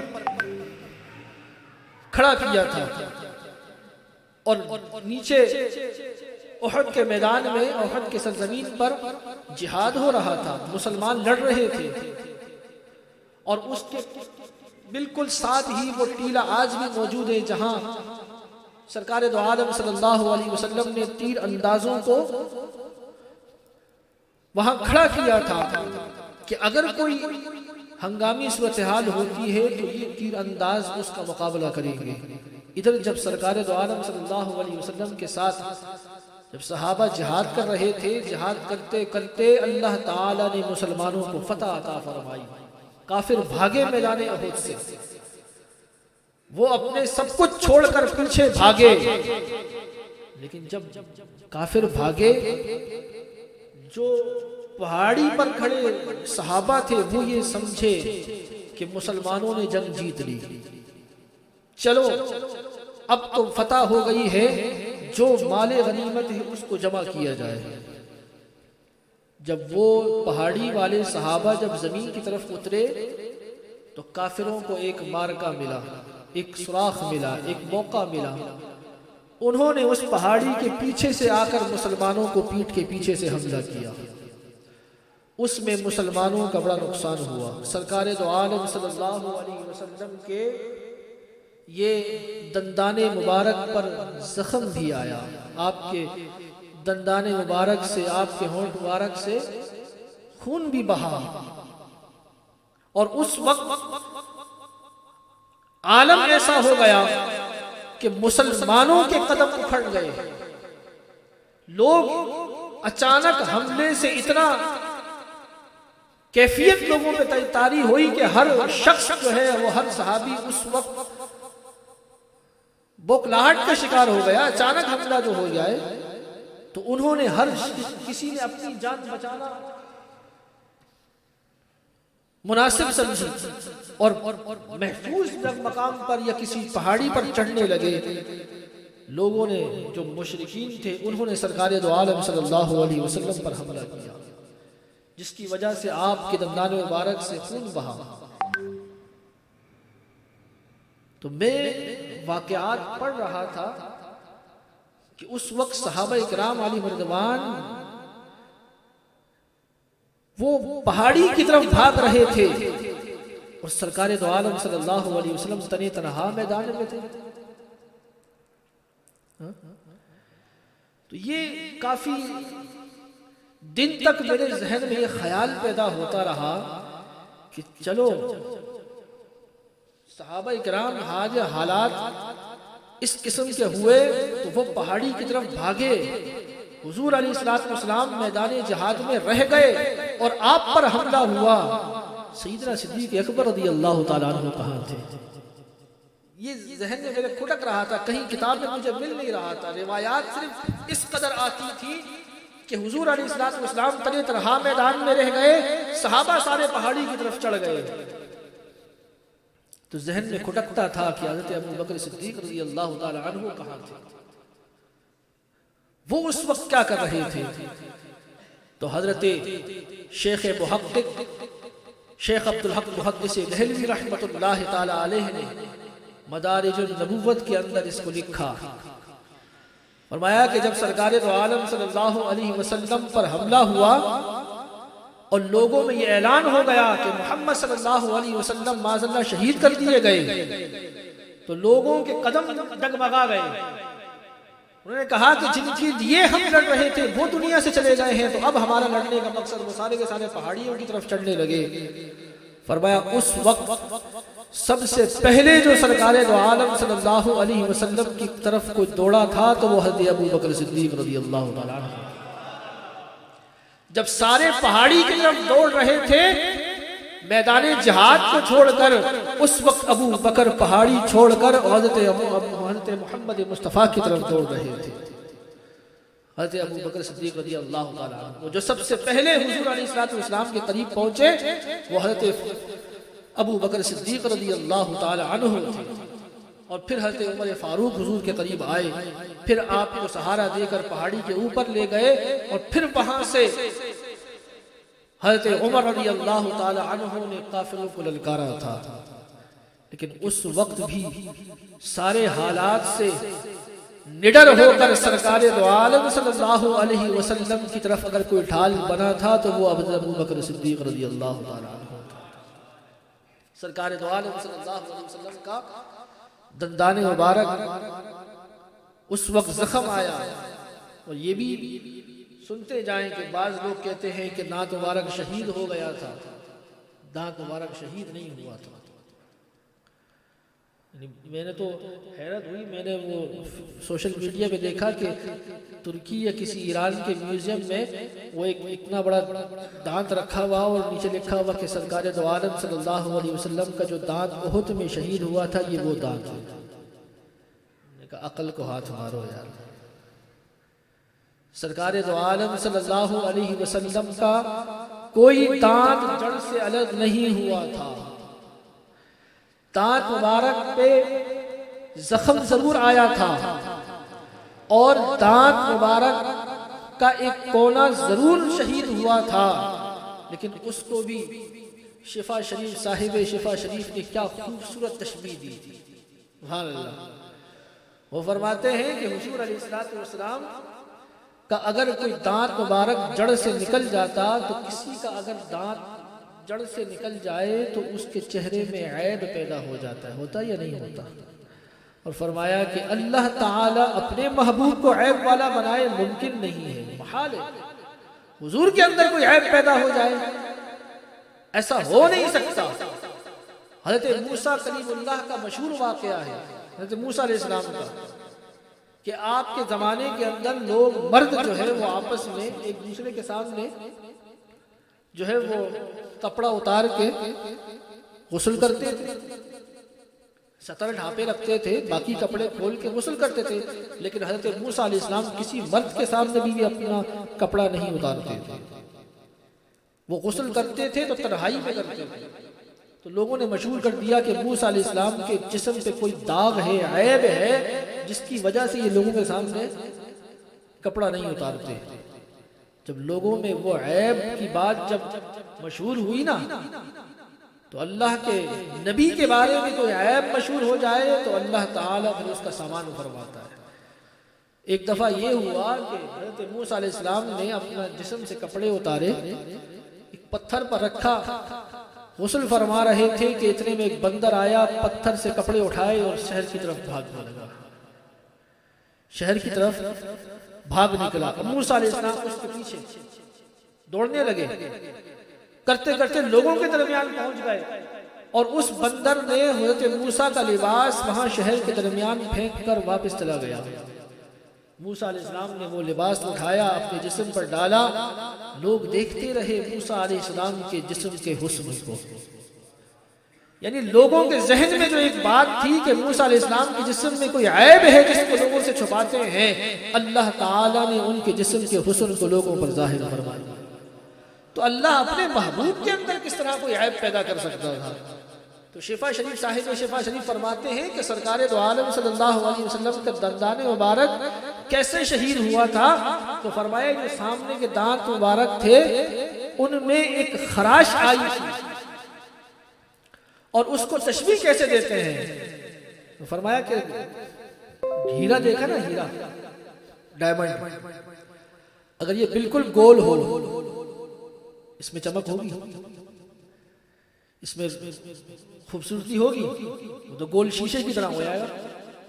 فرمایا اگر اس کو مختلف اطراف سے تراش کیا جائے پھر کیسی چمک مارے گا، کیسی اس کی جو ہے وہ شعائیں نکلے گی۔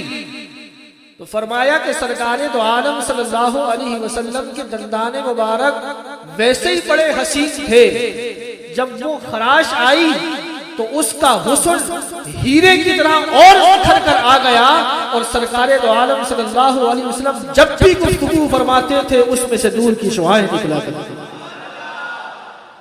ایسا حسن، حضور کا دانت مبارک کوئی بھی جڑ سے نکلا نہیں تھا، ایسا ہو نہیں۔ سرکار دو عالم صلی اللہ علیہ وسلم کا حسن تھا کہ ایسا واقعہ ہوا بھی تو اللہ تعالیٰ نے اس میں اور بہت سا حسن پیدا فرما دیا، حضور کے حسن میں اور اضافہ ہوا۔ تو سرکار دو عالم صلی اللہ علیہ وسلم کے لیے حضرت سیدنا صدیق اکبر رضی اللہ تعالی عنہ کی جانثاری، آپ کی شجاعت اور آپ کی جو سرکار دو عالم صلی اللہ علیہ وسلم سے جو تعلق تھا وہ بے مثال تھا۔ حضور علیہ السلام جب معراج شریف پر تشریف لے گئے تو سدرۃ المنتہا حضرت جبریل علیہ السلام کا آخری مقام تھا، آخری مقام۔ حضرت جبریل نے وہاں عرض کی، اے اللہ کے رسول، میرا یہ آخری مقام ہے، آخری حد ہے۔ سرکار دو عالم صلی اللہ علیہ وسلم جب حضرت جبریل رک گئے تو حضور نے فرمایا، اے جبریل چلو میرے ساتھ۔ حضرت جبریل آگے نہیں بڑھے، عرض کرنے لگے کہ اگر ایک پورے کے برابر بھی میں یہاں سے آگے بڑھوں گا تو جل کر خاک ہو جاؤں گا، جل کر خاک ہو جاؤں گا۔ تو اس پر بھی علماء نے فرمایا کہ یہ جبریل تھے، یہ جبریل تھے کہ جو وہاں عذر پیش کر گئے۔ ابو بکر ہوتے تو 1 کروڑ مرتبہ جلنے کو تیار ہو جاتے، لیکن حضور کے حکم کو کبھی بھی منع نہ کرتے۔ جب سرکار دو عالم صلی اللہ علیہ وسلم نے جب اللہ نے جہاد کا حکم فرمایا نا، بدر سے پہلے مدینہ منورہ ہجرت کرنے کے بعد اللہ نے جہاد کا حکم فرمایا کہ ان سے لڑو، جہاد کرو۔ تو سرکار دو عالم صلی اللہ علیہ وسلم آپ نے سارے انصار، مہاجرین، تمام صحابہ کو جمع کیا اور مشورہ کیا کہ اللہ تعالیٰ نے مجھے جہاد کا حکم دیا ہے، کیا کیا جائے؟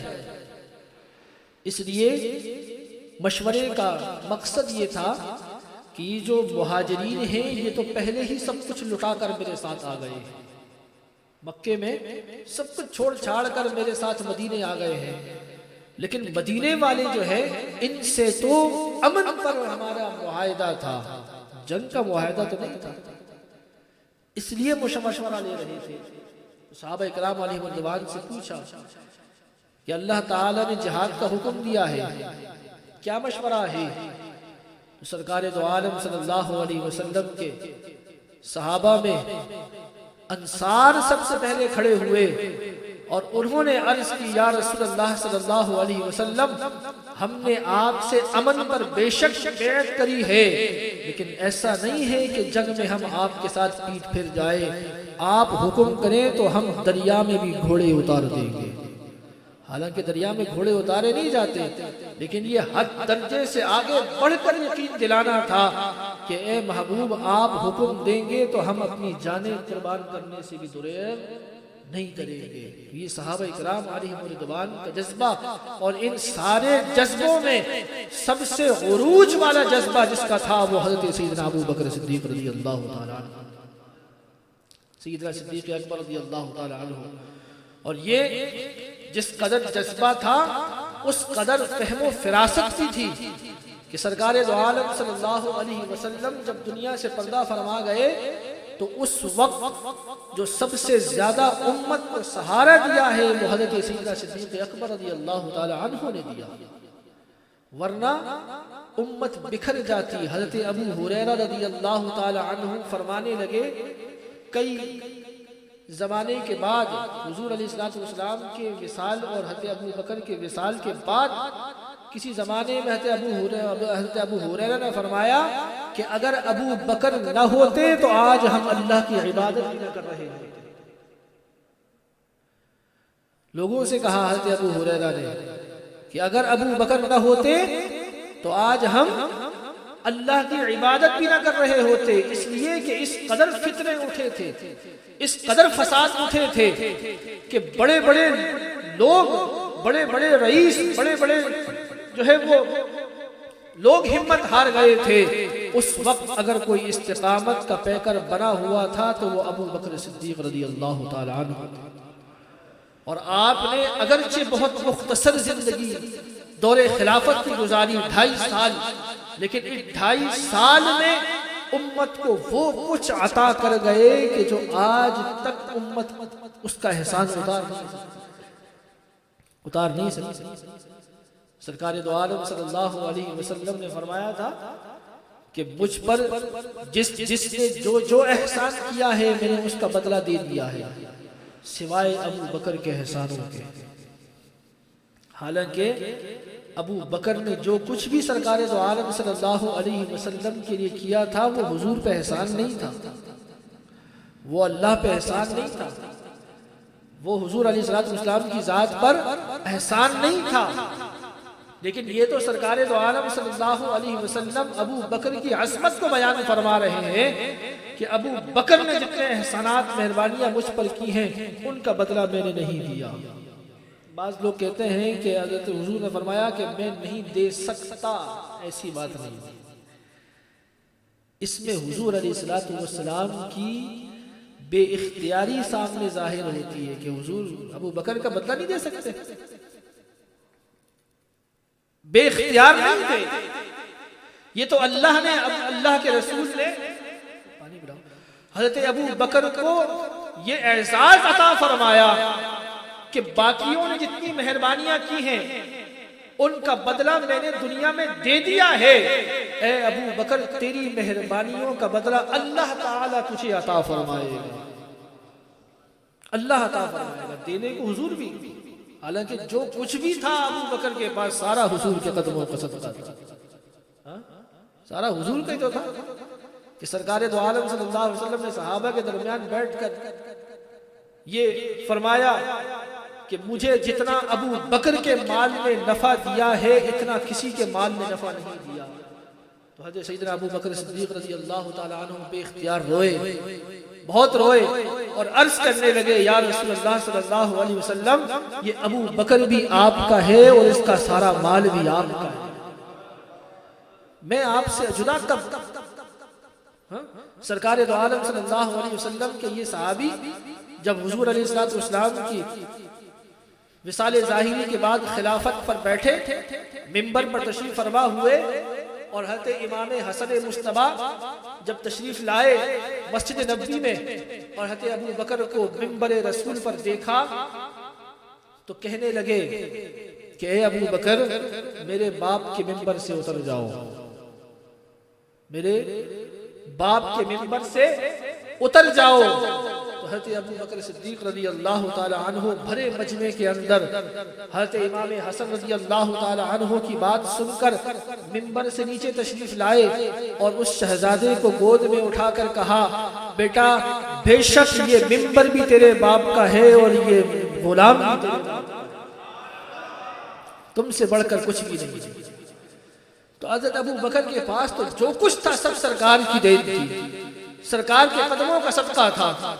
کہ حضرت ابو بکر صدیق رضی اللہ تعالی عنہ اسلام لانے سے پہلے بھی عرب کے معزز شخص تھے, عرب کے معززین میں سے تھے, اور مکہ مکرمہ کے اندر جتنے فیصلے ہوتے تھے سرکاری سطح پہ وہ سارے فیصلے حضرت ابو بکر صدیق رضی اللہ تعالی عنہ کرتے تھے. یعنی یوں سمجھ لیجئے کہ اس وقت مکے میں چیف جسٹس تھے حضرت ابو بکر رضی اللہ تعالی عنہ, اس لیے کہ ان کی فہم و فراست, ان کی سمجھداری, ان کی بردباری وہ بے مثال تھی.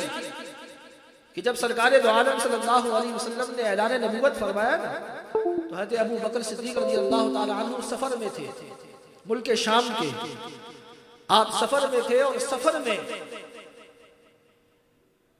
حضرت ابو بکر صدیق رضی اللہ تعالی عنہ کو ایک راہب ملا، یہودیوں کا توریت کا عالم ملا۔ اس نے جب ابو بکر کو دیکھا تو انہوں نے کہا کہ تمہارا نام کیا ہے؟ انہوں نے کہا میرا نام عبد الرحمن۔ کہا کہاں کے رہنے والے ہو؟ کہا مکے کے رہنے والا ہوں۔ کہا کون سے قبیلے سے ہو؟ کہا قریش سے ہوں۔ کہا کون سے خاندان سے ہو؟ کہا تمیمی ہوں۔ کہا ایک مرتبہ اپنے جسم سے، اپنے پیٹ سے کپڑا ہٹاؤ۔ حضرت ابو بکر صدیق رضی اللہ تعالی عنہ نے فرمایا میں کیوں کپڑا ہٹاؤں بھائی، وجہ بتاؤ۔ وہ کہنے لگے، وہ راہب کہنے لگا کہ میں نے آسمانی کتابوں کے اندر یہ پڑھا ہے کہ عرب کی سرزمین پر اللہ تعالیٰ کا آخری نبی مبعوث ہوگا، اور ان کا ایک صاحب ہوگا جس کے اندر یہ خاصیتیں ہوں گی۔ میں نے ساری خاصیتیں دیکھ لی ہیں، صرف 2 نشانیاں اور باقی ہیں۔ 2 نشانیاں۔ ابو بکر صدیق رضی اللہ تعالی عنہ نے پوچھا وہ کون سی نشانیاں ہیں؟ کہا میں نے پڑھا ہے کتابوں کے اندر کہ وہ جو اس نبی کا صاحب ہوگا اس کے پیٹ پر ایک تل ہوگا، اس کے پیٹ پر تل ہوگا، اور اس کی یہ فلاں فلاں فلاں نشانیاں ہوں گی۔ جتنے سوال میں نے تم سے پوچھے ہیں سارے جواب تم نے صحیح دیے ہیں، صرف کپڑا ہٹاؤ، میں وہ تل دیکھنا چاہتا ہوں۔ حضرت ابو بکر صدیق رضی اللہ تعالی عنہ نے جب وہ کپڑا ہٹایا تو واقعی آپ کی ناف کے اوپر ایک تل تھا۔ تو اس راہب نے کہا حضرت ابو بکر صدیق رضی اللہ تعالی عنہ سے کہ دیکھو تم وہی شخص ہو، چاہے تم یقین کرو یا نہ کرو، لیکن جاتے جاتے مجھ سے کچھ اشعار سنتے جاؤ، مجھ سے کچھ اشعار سنتے جاؤ۔ اس راہب نے سرکار دو عالم صلی اللہ علیہ وسلم کی شان میں کچھ اشعار پڑھے۔ اب یہ رات کا وقت ہے، حضرت ابو بکر تو اس کلیسا کے اندر رات گزارنے کے لیے گئے تھے، اس راہب سے ملاقات ہو گئی، یہ گفتگو رات کی تاریکی میں تنہائی میں ہو رہی ہے۔ حضرت ابو بکر صبح اٹھے، واپس مکے کی طرف روانہ ہو گئے۔ مکے پہنچے، اب سارے کے سارے لوگ جو کافر تھے، مشرکین تھے، وہ سارے حضرت ابو بکر کے پاس جمع ہوئے۔ ان سے کہا کہ تمہیں پتہ ہے تمہارے پیچھے یہاں کیا معاملات ہو گئے؟ عبداللہ کے بیٹے نے نبوت کا دعویٰ کر دیا ہے، اور وہ کہتے ہیں کہ میں اللہ کا نبی اور رسول ہوں، لہٰذا اب تم آ گئے ہو، تمہارا انتظار تھا، تم ان کا فیصلہ کرو۔ یہ کہ فیصلے ابو بکر نے کرنے ہوتے تھے مکے کے۔ حضرت ابو بکر صدیق رضی اللہ تعالی عنہ فرماتے ہیں میں نے جب پوچھا کہ کہاں ہے محمد صلی اللہ علیہ وسلم، فرمایا اپنے گھر پہ ہے۔ حضرت ابو بکر فرمانے لگے کہ میں گیا حضور کے گھر پہ، دستک دی، سرکار دو عالم صلی اللہ علیہ وسلم تشریف لائے، تو میں نے ان سے پوچھا کہ کیا ماجرا ہے، مکے کے لوگ آپ کے بارے میں باتیں کر رہے ہیں؟ تو سرکار دو عالم صلی اللہ علیہ وسلم نے فرمایا اے ابو بکر، مجھے اللہ تعالیٰ نے تمہارے لیے تمہاری طرف رسول اور نبی بنا کر بھیجا ہے، لہٰذا تم اللہ تعالیٰ کے وحدہ لا شریک ہونے کا کلمہ پڑھو اور مجھ پر ایمان لے آؤ۔ تو ابو بکر صدیق رضی اللہ تعالی عنہ نے فرمایا کہ اس کی کیا دلیل ہے، کیا ثبوت ہے؟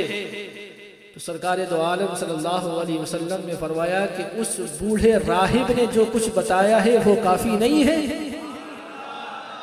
تو حضرت ابو بکر صدیق رضی اللہ تعالی عنہ فرمائے کون سے بوڑھے راہب؟ مجھے تو بہت سارے بوڑھے ملے ہیں۔ تو سرکار دو عالم صلی اللہ علیہ وسلم نے وہ سارے اشعار پڑھ کر اس وقت حضرت ابو بکر کو سنا دیے جو بوڑھے راہب نے پڑھے تھے۔ فرمایا یہ اشعار سننے کے باوجود بھی تمہیں کوئی ثبوت چاہیے؟ تو حضرت ابو بکر صدیق رضی اللہ تعالی عنہ نے برملا کہا کہ اشہد ان لا الہ الا اللہ و اشہد ان محمد رسول اللہ۔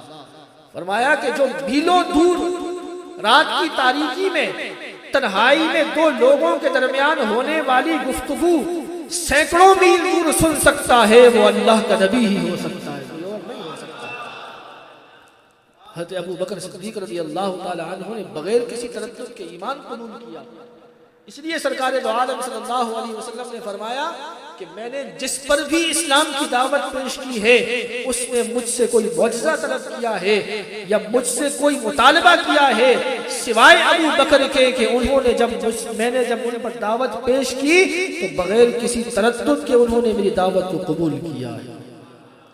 سرکار دو عالم صلی اللہ علیہ وسلم پر ایمان لانے والے اولین میں حضرت ابو بکر صدیق رضی اللہ تعالی عنہ، اور پھر سرکار دو عالم صلی اللہ علیہ وسلم سے اس وقت سے جو ساتھ حضرت ابو بکر صدیق رضی اللہ تعالی عنہ کا جڑا وہ آج تک قائم و دائم ہے، وہ آج تک کہ حضرت ابو بکر صدیق رضی اللہ تعالی عنہ کبھی بھی پھر حضور سے جدا نہیں،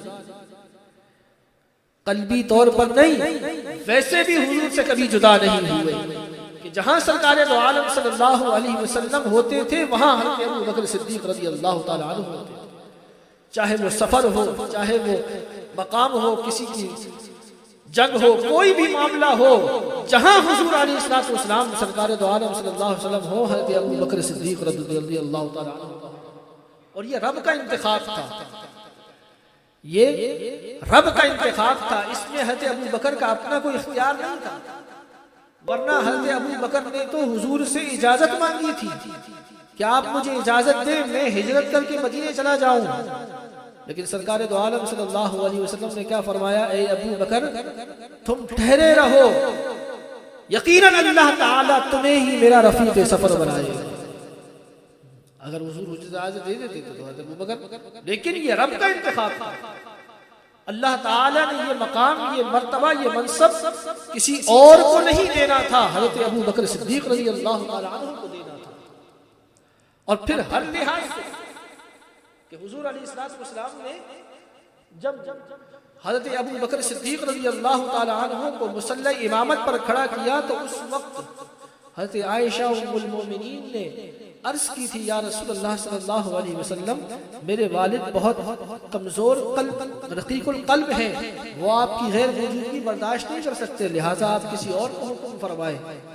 تو سرکار دو عالم صلی اللہ علیہ وسلم نے فرمایا تم ابو بکر سے کہو۔ حضرت عائشہ ام المومنین نے پھر فرمایا کہ حضور کسی اور کے لیے، فرمایا کہ میں تم سے کہتا ہوں کہ ابو بکر سے کہو، اور یہ اللہ نہیں چاہتا کہ ابو بکر کے ہوتے ہوئے کوئی اور مسلح امامت پر کھڑا ہو۔ پہلے یہ فرمایا کہ تم کہو ابو بکر سے کہ نماز پڑھائے۔ جب عائشہ ام المومنین نے اصرار کیا تو پھر اللہ کے رسول نے فرمایا کہ میں نہیں، اللہ نہیں چاہتا کہ ابو بکر کے ہوتے ہوئے کوئی اور نماز پڑھائے، یہ اللہ کا فیصلہ ہے، یہ رب ذوالجلال کا انتخاب ہے۔ تو رب جس کو فضیلت عطا فرمائے، رب جس کو مقام و مرتبہ عطا فرمائے، اور پھر اللہ تعالی نے قرآن مجید فرقان حمید سورہ نور کے اندر ارشاد فرمایا حضرت ابو بکر صدیق رضی اللہ تعالی عنہ کے بارے میں کہ جب حضرت عائشہ ام المومنین پر جب منافقوں نے تہمت لگائی اور اس تہمت میں کچھ صحابہ بھی شامل ہو گئے غلط فہمی کی بنیاد پہ، ان لوگوں میں حضرت ابو بکر صدیق رضی اللہ تعالی عنہ کے خالہ زاد بھائی تھے جن کا نام تھا مصطح بن اساسہ۔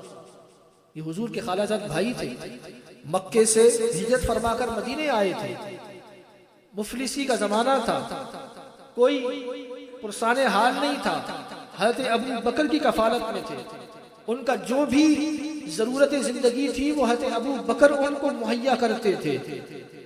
جب حضرت عائشہ ام المومنین پہ تہمت لگی تو یہ حضرت ابو بکر کے خالہ زاد جو ہیں یہ بھی اس تہمت میں شامل ہو گئے لوگوں کے ساتھ۔ جب حضرت ابو بکر کو پتا چلا تو حضرت ابو بکر نے یہ اعلان کیا کہ میں نے مصطح بن اساسہ کے ساتھ اتنی مہربانی کری اور آج وہ میری بیٹی پر تہمت لگانے والوں کے ساتھ شامل ہو گیا، لہٰذا آج سے میں مصطح بن اساسہ کے ذمے سے اپنا ہاتھ اٹھاتا ہوں، میں آج کے بعد کوئی اس کے ساتھ مہربانی نہیں کروں گا۔ تو اللہ تعالیٰ نے جب حضرت عائشہ ام المومنین کی طہارت اور پاک دامنی کی آیات بیان فرمائی نا سورہ نور قرآن مجید میں، تو اللہ تعالیٰ نے پھر یہ بھی بیان فرمایا کہ وَلَا يَأْتَلِ أُولِي الْفَضْلِ مِنْكُمْ وَالسَّعَةِ أَنْ يُؤْتُوا أُولِي الْقُرْبَى وَالْمَسَاكِينِ، فرمایا کہ تم میں جو صاحب فضیلت ہے، جو صاحب فضل ہے، جو فضیلت والا ہے، جو افضلیت والا ہے، اسے یہ لائق نہیں کہ وہ قسم اٹھائے کہ کسی مسکین اور نادار کو دینے سے وہ ہاتھ روک لے۔ فرمایا تم میں جو صاحب فضل ہے، تم میں جو صاحب فضیلت ہے، اس کو یہ لائق نہیں کہ وہ قسم اٹھائے کہ کسی کے مسکین یا کسی فقیر کے جو ہے وہ کفالت سے ہاتھ اٹھائے۔ تو جب یہ آیت مبارکہ نازل ہوئی تو حضرت ابو بکر صدیق رضی اللہ تعالی عنہ نے حضور کے سامنے ہی یہ عرض کی، یا رسول اللہ صلی اللہ علیہ وسلم، میں نے قسم اٹھائی تھی لیکن اب میں اپنی قسم کو واپس لیتے ہوئے کہتا ہوں کہ مصطح بن اساسہ کی زندگی بھر کفالت کرتا رہا۔ یہ آیت مبارکہ حضرت سیدنا صدیق اکبر رضی اللہ تعالی عنہ کے بارے میں اتری، اور پھر میرا اور آپ کا معاملہ نہیں، میں نے کہا نا تو یہ تو رب کا انتخاب ہے۔ حضرت ابو بکر کی فضیلت پر کیوں لڑتے ہو؟ رب نے جب قرآن میں ان کو صاحب فضل قرار دیا ہے، میں نے تو آپ نے تو نہیں کرا، کسی مولوی کسی مفتی نے تو حضرت ابو بکر کو فضیلت والا نہیں کہا، رب نے کہا ہے اُولِي الْفَضْلِ مِنْكُمْ، تم میں جو صاحب فضیلت ہے۔ فضیلت کا کیا مطلب ہوتا ہے؟ تم میں جو سب سے برتر ہے، بالا ہے، سب سے اعلیٰ ہے، سب سے افضل ہے، وہ حضرت سیدنا صدیق اکبر رضی اللہ تعالیٰ، جن کے بارے میں اللہ رب العزت نے قرآن مجید فرقان حمید میں تو حضرت ابو بکر صدیق رضی اللہ تعالی عنہ کو صحابی بھی قرآن نے کہا ہے، صاحب فضل بھی قرآن نے کہا ہے، اور صدیق بھی قرآن مجید فرقان حمید نے کہا ہے۔ قرآن مجید فرقان حمید میں اللہ رب نے فرمایا وَالَّذِينَ جَاءَ بِالصِّدْقِ وَصَدَّقَ بِهِ أُولَٰئِكَ هُمُ الْكَافِرُونَ، کافر ایسی ہے نا، ہم الصادقون، صادقون۔ تو یہ آیت مبارکہ بھی اللہ تعالیٰ نے حضرت ابو بکر صدیق رضی اللہ تعالی عنہ کے لیے اتاری ہے، اور مفسرین فرماتے ہیں کہ اس کا مصداق بھی، یعنی وہ صادقون تصدیق کرنے والا ہے، وہ حضرت ابو بکر صدیق رضی اللہ تعالی عنہ، صدیق بھی ان کو قرآن نے کہا ہے۔ تو رب ان کو یہ منصب عطا فرما رہا ہے۔ آج لوگوں کے پیٹوں میں مروڑ پیدا ہو رہی ہے کہ جنہیں جناب انہوں نے ملک بہت اچھا چلایا تھا لیکن روحانیت کے معاملے میں وہ تھوڑے تھے۔ بعض یہ ہمارے اہل سنت کے لوگوں کے جو ہے وہ یہ ہم نے سنا کہ انہوں نے کہا نہیں، حضرت ابو بکر صدیق رضی اللہ تعالی عنہ بے شک افضل ہیں لیکن وہ خلافت میں افضل ہیں، روحانیت میں نہیں۔ کہنے کا مطلب یہ ہے کہ وہ خلافت یعنی ملک چلانے میں افضل ہیں، با کمال ہیں، لیکن تقوی اور پرہیزگاری اور روحانیت میں افضل نہیں ہے، ان میں افضلیت حضرت علی المرتضیٰ کی ہے۔ تو ہم کہتے ہیں جناب اگر وہ روحانیت میں افضل نہ ہوتے تو رب ذوالجلال ان کو مصلی رسول پر کھڑا کرتا، جن کو تم بے شک اس میں کوئی شک ہی نہیں ہے کہ حضرت علی صاحب فضل ہے۔ حضرت علی کرم اللہ وجہہ الکریم جلیل القدر صحابی ہیں، ان کی عظمت اور شان اعلیٰ حضرت امام اہل سنت نے فرمایا کہ جو لوگ حضرت علی اور حضرت امیر معاویہ کا مقابلہ کرتے ہیں، فرمایا بنتا ہی نہیں ہے، بنتا ہی نہیں، اس لیے کہ حضرت علی کے مرتبے اور مقام اور حضرت امیر معاویہ کے مرتبے اور مقام میں اتنا فرق ہے۔ مثال انہوں نے یہ دی، کہا کہ جہاں تک حضرت امیر معاویہ کا مرتبہ ہے نا، مقام، وہاں سے اگر کوئی تیز رفتار گھوڑے دوڑانا شروع کرے اور سالوں بھی وہ گھوڑے دوڑتے رہیں، اس مقام تک نہیں پہنچ سکتے جو مقام حضرت علی المرتضیٰ رضی اللہ تعالیٰ عنہ۔ میں کہاں تک بات کرتے ہو؟ تو ہم یہ کہتے ہیں کہ جتنا فرق حضرت امیر معاویہ اور حضرت علی کے درمیان ہے اس سے زیادہ فرق حضرت علی اور حضرت ابو بکر کے درمیان ہے. وہ صاحب فضل تھے. حضرت ابو بکر کی روحانیت، حضرت علی کی روحانیت اور مرتبہ اپنی جگہ، لیکن حضرت فاروق حضرت ابو بکر صدیق رضی اللہ تعالی عنہ کا مقام و مرتبہ کہ جن کو سرکار دو عالم صلی اللہ علیہ وسلم اپنے مصلی پر کھڑا کرے، اور صرف مصلی پر کھڑے نہ کرے بلکہ اس بات کی خواہش بھی کرے کہ میں ابو بکر کے پیچھے نماز پڑھوں. سرکار دو عالم صلی اللہ علیہ وسلم، آپ کو پتہ ہے حضور علیہ السلام کی نماز جنازہ کیسے ہوئی؟ حضور علیہ السلام جب وصال مبارک ہوا تو آپ کی نماز جنازہ کیسے ہوئی؟ خبر ہے کسی کو؟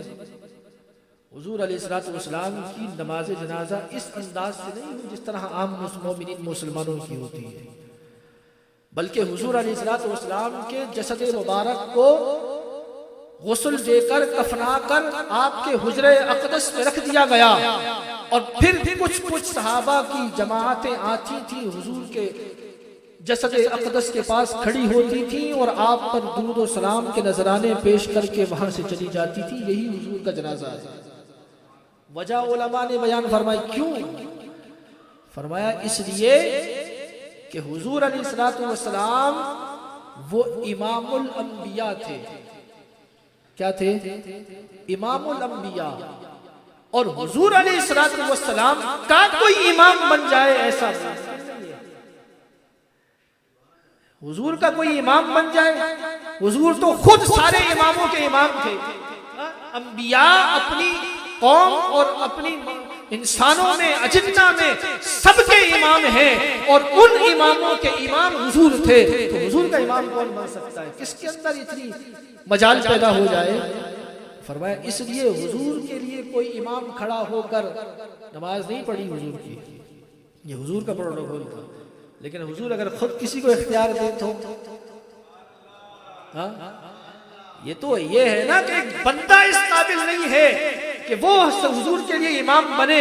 لیکن حضور اگر کسی کی اپنی خواہش ظاہر کرے، حضرت سیدنا صدیق اکبر رضی اللہ تعالی عنہ کا یہ مرتبہ ہے کہ جن کے لیے حضور نے یہ خواہش ظاہر کری تھی ابو بکر نماز پڑھاؤ میں تمہارے پیچھے پڑھوں، یہ مرتبہ اللہ نے حضرت ابو بکر کو. لیکن حضرت ابو بکر صدیق رضی اللہ تعالی عنہ سرکار دو عالم صلی اللہ علیہ وسلم، یہ بخاری شریف کی حدیث ہے کہ حضور مسجد قباء تشریف لے گئے، ظہر کی نماز پڑھا کر واپس آتے آتے تاخیر ہو گئی، عصر کی نماز کا وقت ہو گیا. حضرت ابو بکر صدیق رضی اللہ تعالیٰ عنہ مسجد میں موجود تھے، صحابہ بھی موجود ہیں. حضور کو تاخیر ہو گئی. صحابہ نے حضرت ابو بکر سے کہا کہ اے ابو بکر، حضور کو پتہ نہیں کتنا وقت لگ جائے، آپ نماز پڑھائیں. انتظار کرتے کرتے جب وقت کم رہ گیا تو حضرت ابو بکر صدیق رضی اللہ تعالی عنہ نماز پڑھانے کے لیے کھڑے ہو گئے، مصلی امامت پر کھڑے ہو گئے. ابھی نماز شروع کی تھی کہ اتنے میں سرکار دو عالم صلی اللہ علیہ وسلم تشریف لے آئے. اب حضرت ابو بکر صدیق رضی اللہ تعالی عنہ مصلی امامت پر تھے. جو پیچھے صحابہ تھے انہوں نے یہ محسوس کر لیا، ان کو پتا چل گیا کہ حضور علیہ السلام تشریف لے آئے ہیں. تو اب انہوں نے کیا کیا کہ صحابہ نے ایک دوسرے نے ہاتھوں پہ ہاتھ مارنے شروع کر دیے یا ہاتھ بجانے شروع کر دیے. جب ہاتھ بجانے شروع کیے تو یہ خبردار کرنا تھا کہ کوئی غیر معمولی معاملہ ہو گیا ہے. اور غیر معمولی معاملہ کیا ہونا ہے کہ حضور تشریف لے آئے ہیں. اب جب ایک دوسرے کو خبر ہوئی تو صحابہ نے صفوں کے درمیان سے رستہ بنانا شروع کر دیا. سرکار دو عالم صلی اللہ علیہ وسلم چلتے ہوئے تشریف لائے. جب پہلی صف میں پہنچے تو حضرت ابو بکر صدیق رضی اللہ تعالی عنہ جو نماز پڑھا رہے تھے انہیں بھی اس بات کی خبر ہو گئی کہ حضور تشریف لے آئے. انہوں نے بھی مسلسل امامت چھوڑ کر پیچھے ہٹنے لگے. تو سرکار دو عالم صلی اللہ علیہ وسلم نے ابو بکر سے کہا اے ابو بکر کھڑے رہو مصلی. کیا کہا؟ کھڑے رہو مصلی پر. حضرت ابو بکر صدیق رضی اللہ تعالیٰ عنہ پھر بھی پیچھے ہٹ گئے. سرکار دو عالم صلی اللہ علیہ وسلم مصلی امامت پر گئے. نماز جہاں سے جو ہے وہ تھی وہیں سے آگے پڑھائی، توڑ کر دوبارہ نہیں پڑھائی. توڑ کر دوبارہ نہیں پڑھائی، حالانکہ درمیان میں جو ہے وہ نمازی جگہ سے بھی ہٹ رہے ہیں، صفیں بھی ٹوٹ رہی ہیں، کسی نے گفتگو بھی کی ہوگی، اور خود سرکار دو عالم صلی اللہ علیہ وسلم حضرت ابو بکر سے کہہ رہے ہیں ابو بکر کھڑے رہو مصلی پر، لیکن انہوں نے پھر بھی پیچھے ہٹ کر صف میں آ گئے، حضور مصلی امامت پر چلے گئے، نماز پڑھی، نماز مکمل کری، نہ تو اس نماز کو لوٹایا گیا نہ سجدہ سہو کیا گیا، جیسی نماز تھی ویسی ہی پوری کی گئی، اور پوری کرنے کے بعد پھر سرکار دو عالم صلی اللہ علیہ وسلم نے فرمایا اے ابو بکر میں نے تم سے کہا تھا کہ تم نماز پڑھاتے رہو، تم پیچھے کیوں ہٹ گئے؟ تو حضرت ابو بکر صدیق رضی اللہ تعالی عنہ نے فرمایا، عرض کی یا رسول اللہ صلی اللہ علیہ وسلم، ابو قحافہ کے بیٹے کی اتنی مجال کہاں کہ آپ کی طرف پشت کر کے نماز پڑھتا رہے، آپ کی طرف پشت کر کے ابو قحافہ کے بیٹے کا اتنا مقام، اتنی جو ہے مجال، حضرت ابو بکر صدیق رضی اللہ تعالی عنہ پیچھے ہٹے۔ تو جس کے پیچھے خود امام الانبیاء نماز پڑھنے کے لیے تیار ہو جائے، ان کی روحانیت کا اندازہ کیا ہو سکتا ہے؟ حضرت فاروق اعظم کو اللہ کے رسول نے پیشکش نہیں فرمائی، حضرت عثمان غنی کو نہیں فرمائی، حضرت علی المرتضیٰ کو نہیں فرمائی، یہ اعزاز اللہ کے نبی نے حضور حضرت ابو بکر صدیق رضی اللہ تعالی عنہ کو عطا فرمایا۔ اور پھر آخری وقت میں بھی جب سرکار دو عالم صلی اللہ علیہ وسلم نے حکم فرمایا کہ ابو بکر سے کہو نماز پڑھائیں، حضرت عائشہ ام المؤمنین نے اس سے اعراض کیا، تو اللہ کے رسول نے فرمایا کہ اللہ تعالیٰ نہیں چاہتا کہ ابو بکر کے علاوہ کوئی اور امام مصلی امامت پر کھڑا ہو۔ حضرت ابو بکر صدیق رضی اللہ تعالی عنہ نماز پڑھا رہے تھے، بخاری شریف کی حدیث کہ حضرت ابو بکر صدیق رضی اللہ تعالی عنہ نماز پڑھاتے پڑھاتے، یہ سرکار دو عالم صلی اللہ علیہ وسلم کی وصال مبارک کی صبح، یعنی کہ اس آخری رات کا واقعہ تھا کہ جب سرکار دو عالم صلی اللہ علیہ وسلم کی وصال کا آخری دن تھا، اس کے ایک دن کے بعد حضور کا وصال ہو گیا۔ حضور علیہ السلام حضرت ابو بکر نماز پڑھا رہے تھے، صحابہ نماز پڑھ رہے تھے، حضور علیہ السلام نے اپنے حجرہ اقدس کے دروازے سے پردے کو ہٹایا، آپ نے اپنا چہرہ اقدس باہر نکالا، صحابہ نماز پڑھ رہے تھے، حضور نے صحابہ کو دیکھا۔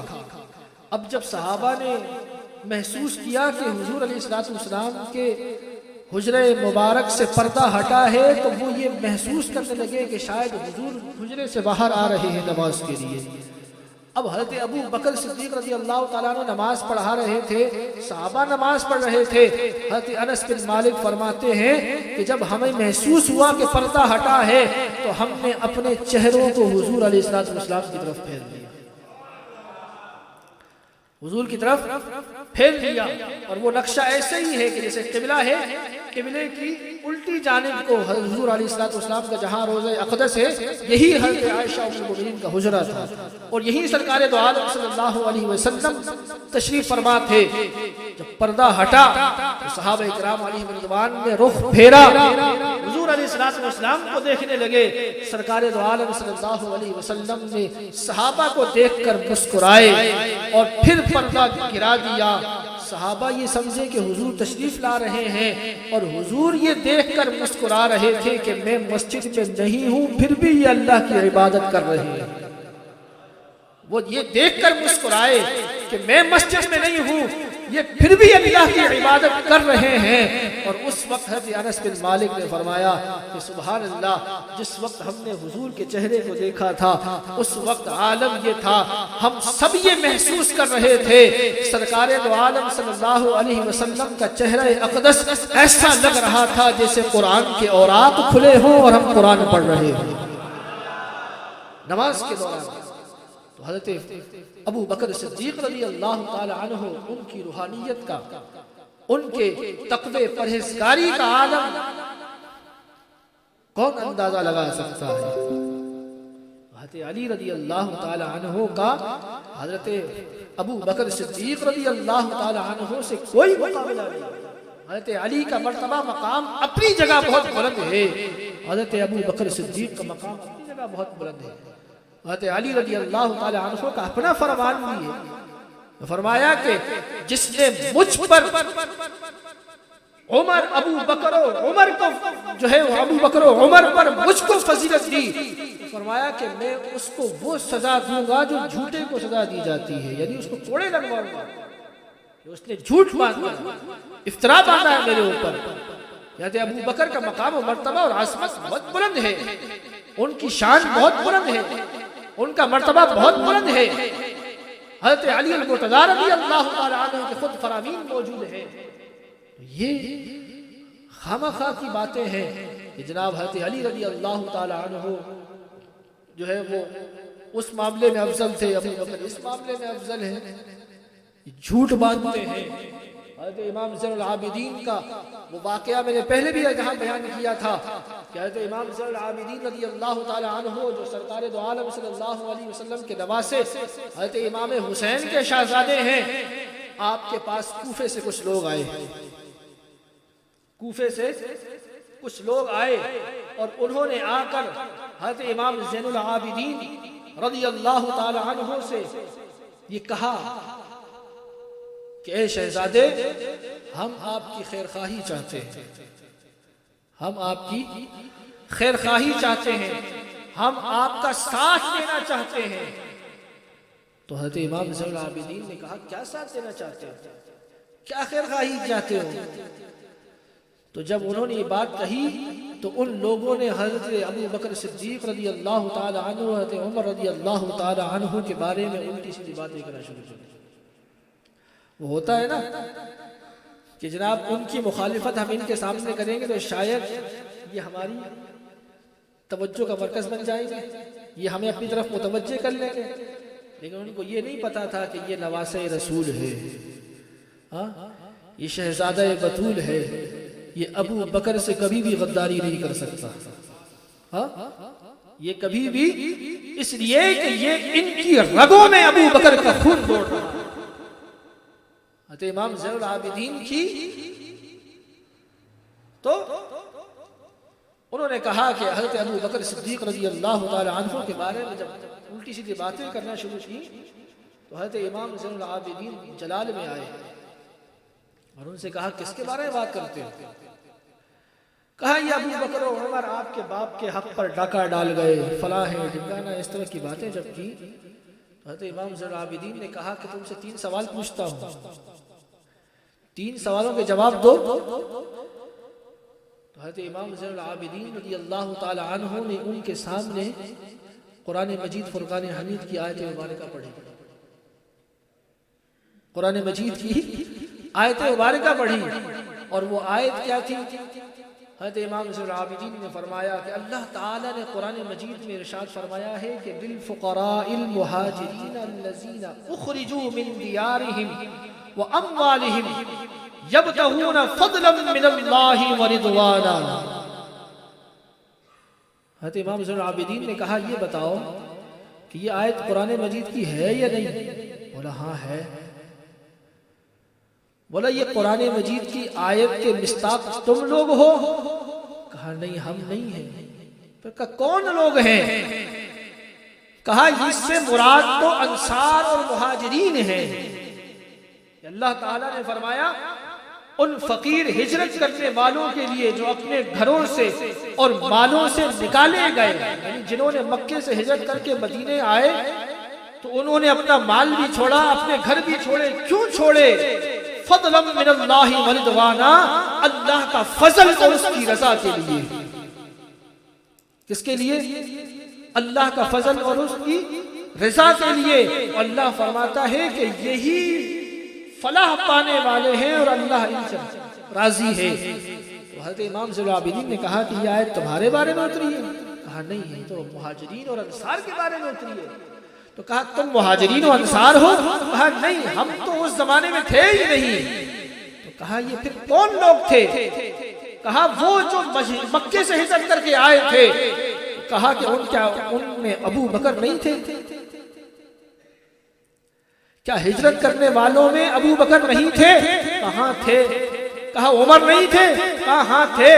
تو کہا رب جس کو کہہ رہا ہے کہ وہ رب کا فضل اور رب کی رضا کے لیے وہ مکے سے مدینے آئے تھے اور رب ان سے راضی ہو گیا ہے، بدبختوں پھر تمہیں کیا تکلیف ہے؟ ہاں تمہیں کیا پریشانی ہے؟ وہ جب وہاں سے اٹھ کر جانے لگے تو حضرت امام زین العابدین نے کہا کہ تم جا تو رہے ہو لیکن میری نصیحت سنتے جاؤ، جا تو رہے ہو میری نصیحت سنتے جاؤ، اور نصیحت یہ ہے کہ تم حضرت ابو بکر و عمر کے وفادار بن جاؤ۔ کیا کرو؟ ابو بکر و عمر کے وفادار بن جاؤ، دنیا میں تم ان کے وفادار بن جاؤ، جنت کی ضمانت میں تمہیں دے دیتا ہوں۔ بولا ابو بکر کی غلامی قبول کر لو۔ یہ بدبختی ہے کہ سرکار دو عالم صلی اللہ علیہ وسلم کے اس صحابی کو جو ہے وہ چھوڑ کر اس صحابی کو جو ہے وہ پکڑ لو۔ ایسا نہیں ہے۔ روضۃ النضرہ کے اندر صاحب تصنیف نے یہ روایت نقل کری سرکار دو عالم صلی اللہ علیہ وسلم کے صحابی حضرت علی المرتضی رضی اللہ تعالی عنہ اور حضرت ابو بکر صدیق رضی اللہ تعالی عنہ تشریف فرما تھے۔ حضرت علی المرتضی رضی اللہ تعالی عنہ حضرت علی کو دیکھ کر مسکرا رہے تھے، حضرت ابو بکر حضرت علی کو دیکھ کر مسکرا رہے تھے، حضرت علی ابو بکر کو دیکھ کر مسکرا رہے تھے۔ تو پوچھا کہ اے امیر المومنین، آپ حضرت علی کے چہرے کو دیکھ کر کیوں مسکرا رہے ہیں؟ تو فرمانے لگے کہ میں جب بھی علی کے چہرے کو دیکھتا ہوں اللہ کے رسول کے دو فرمان مجھے یاد آ جاتے ہیں۔ فرمایا پہلا تو یہ کہ سرکار دو عالم صلی اللہ علیہ وسلم نے فرمایا کہ علی کے چہرے کو تکنا عبادت ہے۔ فرمایا دوسرا فرمان اللہ کے رسول کا یہ ہے کہ فرمایا اللہ تعالی جنت کے دروازے پر حضرت علی رضی اللہ تعالی عنہ کو کھڑا کرے گا۔ جنت کے دروازے پر حضرت علی المرتضی کی ڈیوٹی لگے گی، جس کو حضرت علی اجازت دیں گے وہ جنت میں جائے گا، جس کو روک دیں گے وہ جنت سے رک جائے گا۔ یہ حضرت ابو بکر صدیق رضی اللہ تعالی عنہ نے فضیلت بیان فرمائی حضرت علی رضی اللہ تعالی عنہ۔ تو حضرت علی بھی دیکھ کر مسکرائے اور انہوں نے کہا اے امیر المومنین، اگر آپ یہ بات نہ کرتے تو میں بھی ایک بات کبھی بھی لوگوں کے سامنے نہ کرتا۔ وہ کیا؟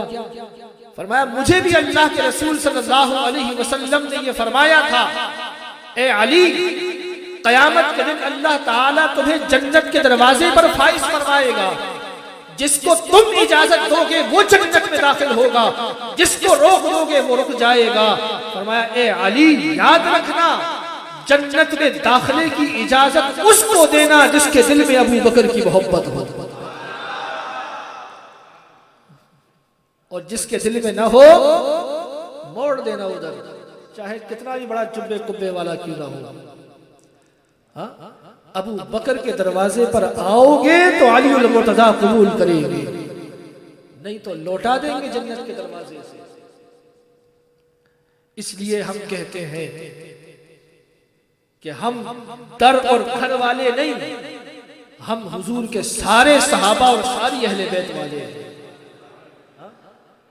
حضرت سیدنا صدیق اکبر رضی اللہ تعالی عنہ، حضرت فاروق اعظم، حضرت عثمان غنی، حضرت علی المرتضی رضی اللہ تعالی عنہ، جتنے صحابہ ہیں، جتنے اہل بیت ہیں، مقام سب کے اپنے اپنے بلند ہیں، لیکن ہمارے لیے سب سروں کے تاج ہیں یہ اہل سنت کا۔ اسی لیے اللہ تعالی نے مسلمانوں کو امت وسط فرمایا ہے کہ کافر، عیسائی، یہودی، مشرک، ان کے درمیان مسلمان متوسط ہیں، درمیانی طبقہ ہے، نہ حد سے بڑھنے والے ہیں نہ حد سے گرنے والے ہیں۔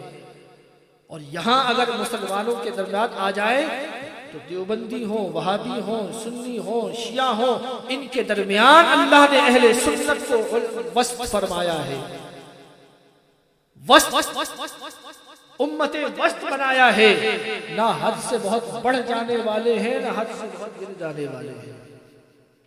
مشکات شریف میں حدیث پاک ہے، سرکار دو عالم صلی اللہ علیہ وسلم نے فرمایا کہ علی تمہاری وجہ سے دو طبقے ایسے ہیں جو جہنم میں جائیں گے، ایک وہ جو تمہیں حد سے بڑھا دیں گے اور ایک وہ جو تمہیں حد سے گرا دیں گے۔ فلاح پانے والے وہی ہوں گے کہ جو میں تمہیں متوسط طبقے کے لوگ ہوں گے، نہ وہ حضرت علی رضی اللہ تعالیٰ عنہ کو خدا اور نبیوں کے برابر ٹھہراتے ہیں، نہ ایک عام آدمی کے برابر ٹھہراتے ہیں۔ جو مقام اللہ نے حضرت علی مرتضیٰ کو دیا ہے اس کے ہم قائل ہیں، مانتے ہیں، جی جان سے تسلیم کرتے ہیں، اور ہماری کیا مجال ہے، ہماری کیا مجال ہے کہ ہم کہیں کہ ہم مانتے ہیں، ہم کیا ہیں؟ یہ تو رب کا انتخاب ہے، یہ رب کا انتخاب ہے، رب کا فضل ہے۔ اللہ تعالی نے فرمایا کہ جو اللہ تعالی کی توحید پر ایمان لانے والے ہیں اور عمل صالح کرنے والے ہیں، فرمایا سَيَجْعَلُ لَهُمُ الرَّحْمَنُ وُدًّا، کہ ان قریب لوگوں کے دلوں میں اللہ تعالیٰ ان کی محبت کو پیدا فرما دے گا۔ تو ہمارے دلوں میں اگر صحابہ کی محبت پیدا ہوئی ہے، ہمارے دلوں میں اہل بیت کی محبت پیدا ہوئی ہے، ہمارے دلوں میں اولیاء کاملین کی محبت پیدا ہوئی ہے، اس میں ہمارا کوئی کمال نہیں ہے، یہ تو رب کا انتخاب ہے کہ اس رب نے ہمارے دلوں کو اس بات کے لیے چن لیا ہے کہ ابو بکر کی محبت اس میں رکھنی ہے، حضرت عمر کی محبت رکھنی ہے، علی المرتضیٰ کی محبت رکھنی ہے، حضرت فاروق اعظم کی محبت رکھنی ہے، حضرت شیخ عبد القادر جیلانی کی محبت رکھتی ہے، داتا اجلی حضرت اجمیری کی محبت رکھتی ہے۔ سارے بزرگوں کی محبتیں ہمارے دلوں میں رکھنی ہے، اس میں ہمارا کوئی کمال نہیں ہے، یہ تو رب کا انتخاب ہے، اور اس پر جتنا اللہ رب العزت کا شکر ادا کیا جائے وہ کم ہے۔ اور اللہ تعالیٰ کی بارگاہ میں ہم یہی دعا کرتے ہیں کہ اللہ تعالیٰ ہمیں اسی پر قائم رکھے، اسی پر دائم رکھے، اور اسی پر ہمیں دنیا سے موت عطا فرمائے۔ اللہ تعالیٰ ہم سب کا حامی و ناصر ہو۔ وآخر دعوانا الحمدللہ رب العالمین۔